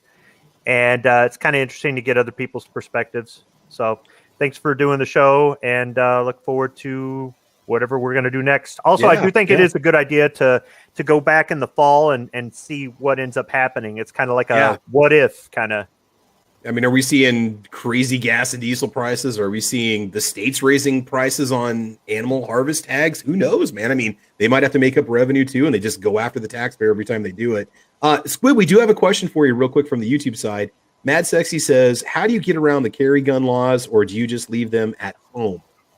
Okay, so he's talking about when I'm on vacation, when we drive cross country, and when we drive cross country, unless I'm like coming out to somebody's place to shoot, I don't bring guns. And somebody goes, how can you travel without Dude, I don't need a gun. I don't need a gun. All right. There's nothing wrong with carrying a gun, open, concealed, carrying it while you travel, whatever. I'd say to be a good ambassador for the Second Amendment, follow the laws, learn the laws, follow the laws, be a good ambassador. But I'm not one of these people that says, oh my goodness, I'm driving somewhere else. And don't get me wrong. I've concealed carry while I've driven to other states, but I made sure I did it legally. But it does. I'm not one of these people. I'm here and I'm scared. Like when I was in New York City, you got to be kidding me. That didn't even intimidate me at all. So all the movies make it look worse than what it is. And just, don't be in a certain part of town. Don't be at a certain time. Don't be looking for trouble. Don't be. Yeah, sure. Anything can happen anywhere. That's true. But I'm just not out looking for it. So I'm just not one of these people that. I mean, believe me, if we had national reciprocity or national constitutional carry, sure, I'd be open carrying from coast to coast. But that's not the case.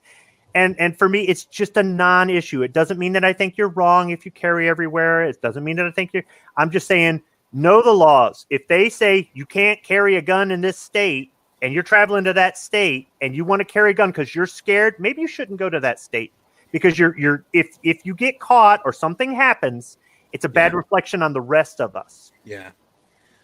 You can also get apps too, and there's a lot of websites like USCCA and Law Shield and stuff. They've got websites you can go to where you type in the state you're going to. You type in where you are and what kind of a permit you have, and it'll show you who's got reciprocity and what the laws say you have to follow. But even then, it's a little weird, like with constitutional carry in, say, Kansas and Oklahoma and soon to be Texas. As a Nebraskan, do I get to follow their rules, or am I obligated to follow my own rules? Because, no, when you have constitutional carry in another state, you don't have to live there to enjoy constitutional carry, but you follow that state's laws. And what I've been told, when you conceal carry, that is not the case with Oklahoma.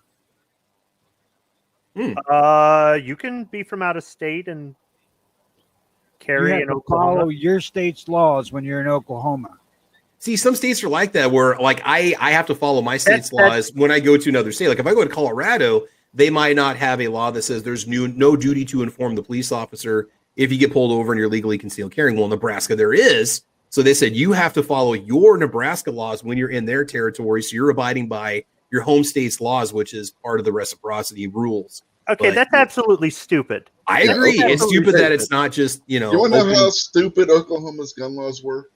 When we passed constitutional carry here, I could carry in Oklahoma without a permit.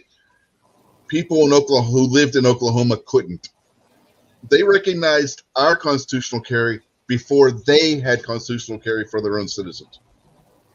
That's how stupid Oklahoma's gun laws So can be. I want you to think of it like this. Let's say you live in one of those commie states where you can only have 10-round mags, and you have a 15-round mag in your gun. They recognize your concealed carry permit. You get pulled over. You duty to inform. You inform, and they go, you got a 15-round mag. You know, Yeah, put your for hands behind your back. Colorado, it's okay because you're following your state's law. In That's just Colorado, messed up. I don't know about other places like California, but I know in Colorado they say as long as you've got your carry permit and you are you're following your laws, you're allowed to have that gun. And because like the 30-round PMags and stuff in Colorado were outlawed after a certain point. But if you're coming through, the way I've read it, and the way I understand it.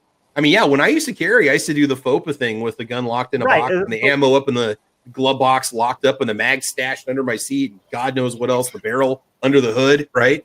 You know, so. Well, yeah, but FOPA is different than concealed carrying because you're doing business there or you're vacationing or whatever. Or you're just passing through, you know. People misinterpret FOPA for that means I can conceal carry in this state that doesn't allow concealed carry. No, FOPA doesn't work that way, people. This is why I say understand the law and be a good ambassador. And if you're that terrified to leave your house without a gun or whatever, then that, you know, you got some decisions to make. But for me, I think when I say that, I've had some people get bent out of shape going, what do you mean you don't carry everywhere all the time? It's like, dude, it's not an issue. You know, and that's the other thing. There are people that they choose to live in dangerous neighborhoods. They could move, but they don't. And then they jump on me because I open carry in my neighborhood or I don't conceal carry everywhere. And I'm going, dude, it's not an issue here. I'm not saying there's no crime, but I wouldn't raise my children in a place I don't feel safe we can leave our cars unlocked and nothing happens. You know what I mean? Oh yeah. So I think that it's a product of environment, but if I'm going to California on vacation because California is beautiful and I love vacationing there, but I'm not going to live there again. I don't bring guns. So it's as simple as that. And it's not an issue. It doesn't even matter to me. Yeah. Yeah. Real quick before we continue with the outros here, Adam1 says, I need to know that I made the right decision and I need affirmation. I passed on a high point pistol chambered in 40 Smith & Wesson for $120 new. First of all, that is a really good price right now because high points were starting to push the $200 barrier. And I got a feeling once the new Yeet cannon comes out and they start to switch over that new design, the old ones might become collectibles or actually go up in value. Believe it or not, it happens. He goes, I thought about making a project gun. You know, if I was in your spot and I'm happy with the guns that I have, I could think of a lot of things that I'd rather spend $120 on instead of that. I put $120 towards a nicer optic, maybe upgrading an optic, maybe get a better bolt carrier group for the AR, maybe invest in magazines in case we have any magazine reloading stuff, reloading supplies, start to build your reloading stock, you know? Yeah, I mean, I really think that there's a lot of different options that you do have if you go that route. So.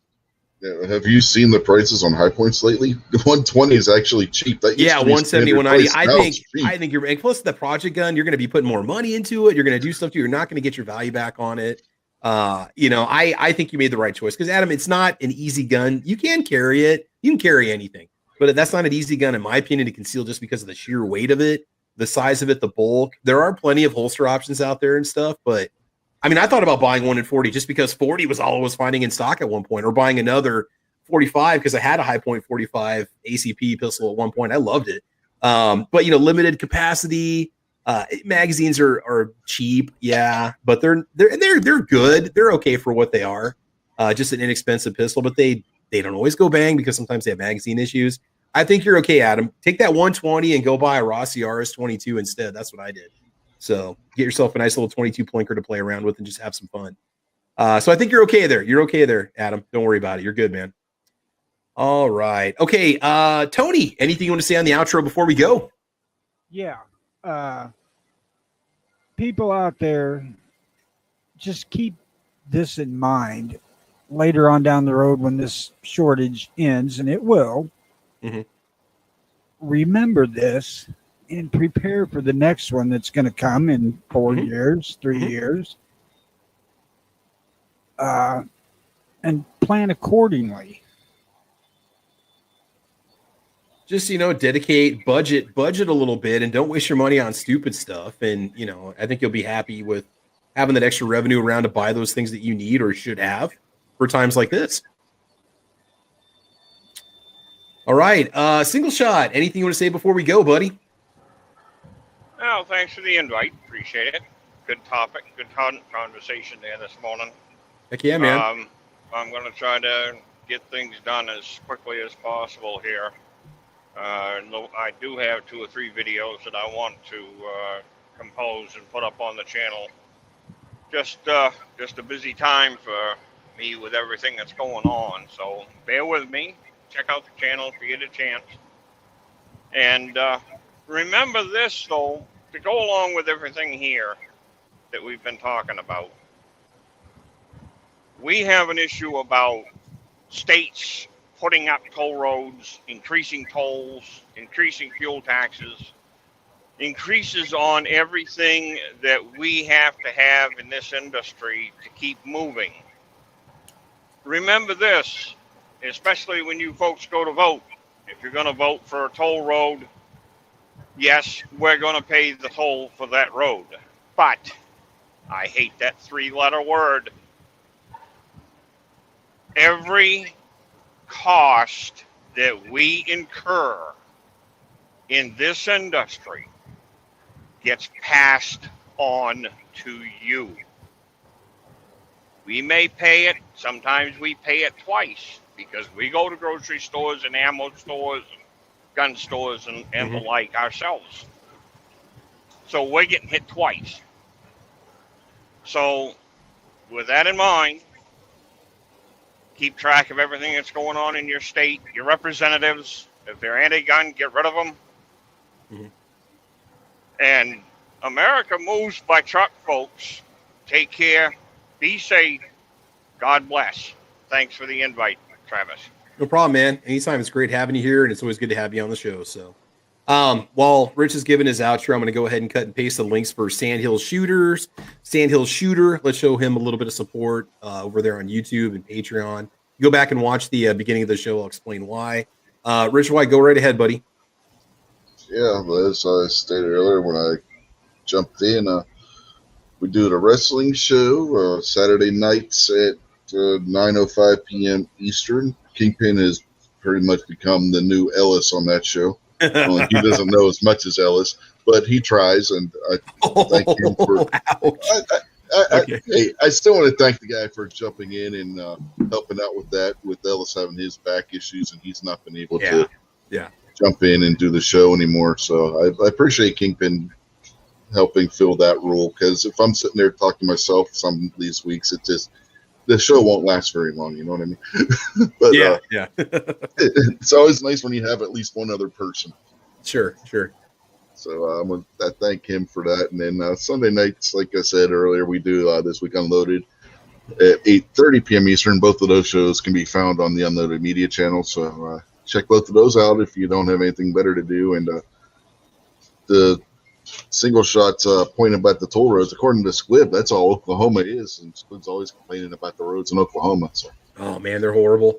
The main highway that goes through Oklahoma is fine. Whatever that one is that takes you through Oklahoma City down to Dallas and stuff. But I mean, it's fine for me to drive. Okay, so if I go through Oklahoma, I save time driving out to California. Okay, but it's like, the roads suck. Yes, there are too many toll roads. And they have potholes on toll roads. Even Ohio won't do that. Okay. Oh, that road to Tulsa. That road to Tulsa is like Mad Max. It's horrible. There's a toll road you take to go from when you go south out of Nebraska and go east over into Tulsa. This road. Oh, wow. They meet you at the border and say you have to pay money to enter our state because that's the only way we're going to make any money because there's nothing here. Well, not on the main highway that goes through Oklahoma. You can take that north to south to go down to Dallas. Not pay a toll. But you're not traveling east to west. Yeah, exactly. Travel east to west. Oh, don't bitch about the Will Rogers Turnpike. At least you can set the cruise on 85. At least it's named after a real try that on the PA Turnpike. You have to stop every 3/4 of a mile for a toll booth. I've never been on the PA Turnpike where we didn't have stop and go traffic because some idiot wrecked their car, or the state decides in the busiest travel season of the year they're going to do road work. Time to pay.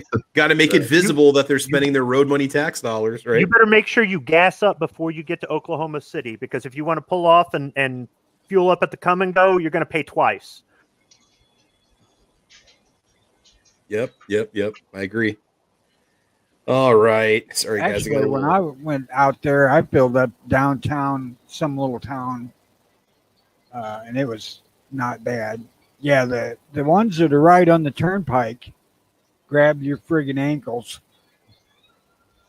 Yeah, the one PA Turnpike is they actually have gas stations and restaurants on the turnpike, so you don't have to get off of the turnpike. Oh yeah, they do that in Kansas when you go to Wichita, north of Wichita. They got a fantastic McDonald's of all things, and a really nice little gas station souvenir shop that you can stop in at and rest for a couple minutes. And I'll tell you, it's nice, up man. in northern Indiana on whatever that is, the turnpike up there. There's a McDonald's in the bridge over the turnpike. Yeah, just outside Pittsburgh on the PA Turnpike, there's a truck stop, rest stop area, and it's almost the size of a small shopping center. You got 4 or 5 different restaurants in there. There's a shirt store where you can buy like souvenirs and stuff, and it's crazy how big this rest area is. Single Shot might know where I'm talking about if he's and it's on both sides of the road. There's one of them on each side of the road in that same area. This one's in the middle in Kansas. You can access it from both directions. You know, going to the rallies in Pennsylvania and further east, I've found ways to take the back roads and avoid the tolls, and you actually make better time. The only toll that I'm willing to pay because it saves me 22 minutes is that one south of Chicago. The rest of it, I'm going to drive around it. I'm already, it's an insult to injury, I guess. And you know what? The thing is, if you take some of the U.S. highways that aren't toll roads, not the interstates, you sometimes you save time. Sometimes it's only like 5 more minutes. So if you're going east from Pittsburgh, sometimes it's better to hit Route 30 and take Route 30 because you don't have than it is to take the turnpike. They run parallel to each other. Now, I will say that I took a toll road to bypass Los Angeles, and it saved me a butt ton of time because there wasn't a lot of traffic. The road was brand new. Same thing in Florida. There were 2 freeways that paralleled each other. One was toll, one wasn't. We took the toll one, and we made great time. It was worth the money. But there also wasn't a toll booth every 3/4 of a mile like in Oklahoma City. Okay. Oh, man. All right. So let's give a little shout out to the the YouTube side here real quick. So who was with us today? We got New York Outcast joining in, Ozzy Osbourne, Mad Sexy's out there, Squiblet is over there and over here, Guy That Comments is watching, a Coop is out there also, G23's in the house. G23 said that his show's going on today at 6 o'clock Eastern time, 5 o'clock Central time, the most important time zone in the country because it's in the middle. X Adam 1 was out there too. Justin Grimm, Squibload is all 3 egos out there too. Rich White was watching. He's over here with us today too. Kevin Jung's in the house. Shout out to Defense Dad who was watching today too. Or with us today too. Thank you, Defense Dad, for being here. He's enjoying his shooting class right now. Guy That Comments is in the house. Thanks for watching. Tacos and French fries always. William Keller, you are welcome. I have a great time doing this discussion. I never know how the episodes are going to go, but generally they go pretty good. So I have a lot of fun doing this show. Next Saturday, I think we'll be able to have another show too. I don't think I have anything going on. Spazzo the Dawn is out there also. And he says he just picked up a G19. Good choice. I was seeing him advertised for $599 for a Gen 3, which is a little high. But those Gen 3s are probably going to disappear pretty soon. So if you want a Gen 3 Glock, anything, you should probably snag them while you can still get them brand new. And even the Gen 4s are going to start to thin out here eventually. So anyway, this has been Caliber Corner Season 4. So it's the first episode of Season 4, but it's podcast number 188, where we try to answer the question, will the 2021 ammo shortage affect the 2021 fall-winter hunting season? My money's going to say yes, which is why I think you should get the ammo now. And I'm not trying to create a panic, and I'm not trying to create hoarding. I'm just saying my own experiences is that I'm not seeing a lot of good hunting-grade ammo on the shelf. If you're not going to get into reloading, you got to get it somewhere. Get yourself a couple boxes, get it sighted in as quickly as you can, and sit tight, and then you can enjoy your fall and winter hunting season. So anyway, this is it, guys. Thanks for watching Caliber Corner, and have fun. Be safe. Last thing here, drawing for patrons will happen hopefully tomorrow. And then also, I'm going to be getting out to the range like crazy after next week. I've got about 6 or 7 guns lined up that I need to range test. I need to shoot. I need to clean. I need to tabletop review. A lot of content coming up on my channel, Travis P11. So please like and subscribe. And that's about it. So I want you guys to have fun, be safe. And as you know, we will talk to you soon. All right. Adios, everybody. See you later. Bye, Alicia. Bye, Alicia. Hey, Alicia, do you have some 9mm? Of course not. Say you forgot to Absolutely ask not. him to send you ammo.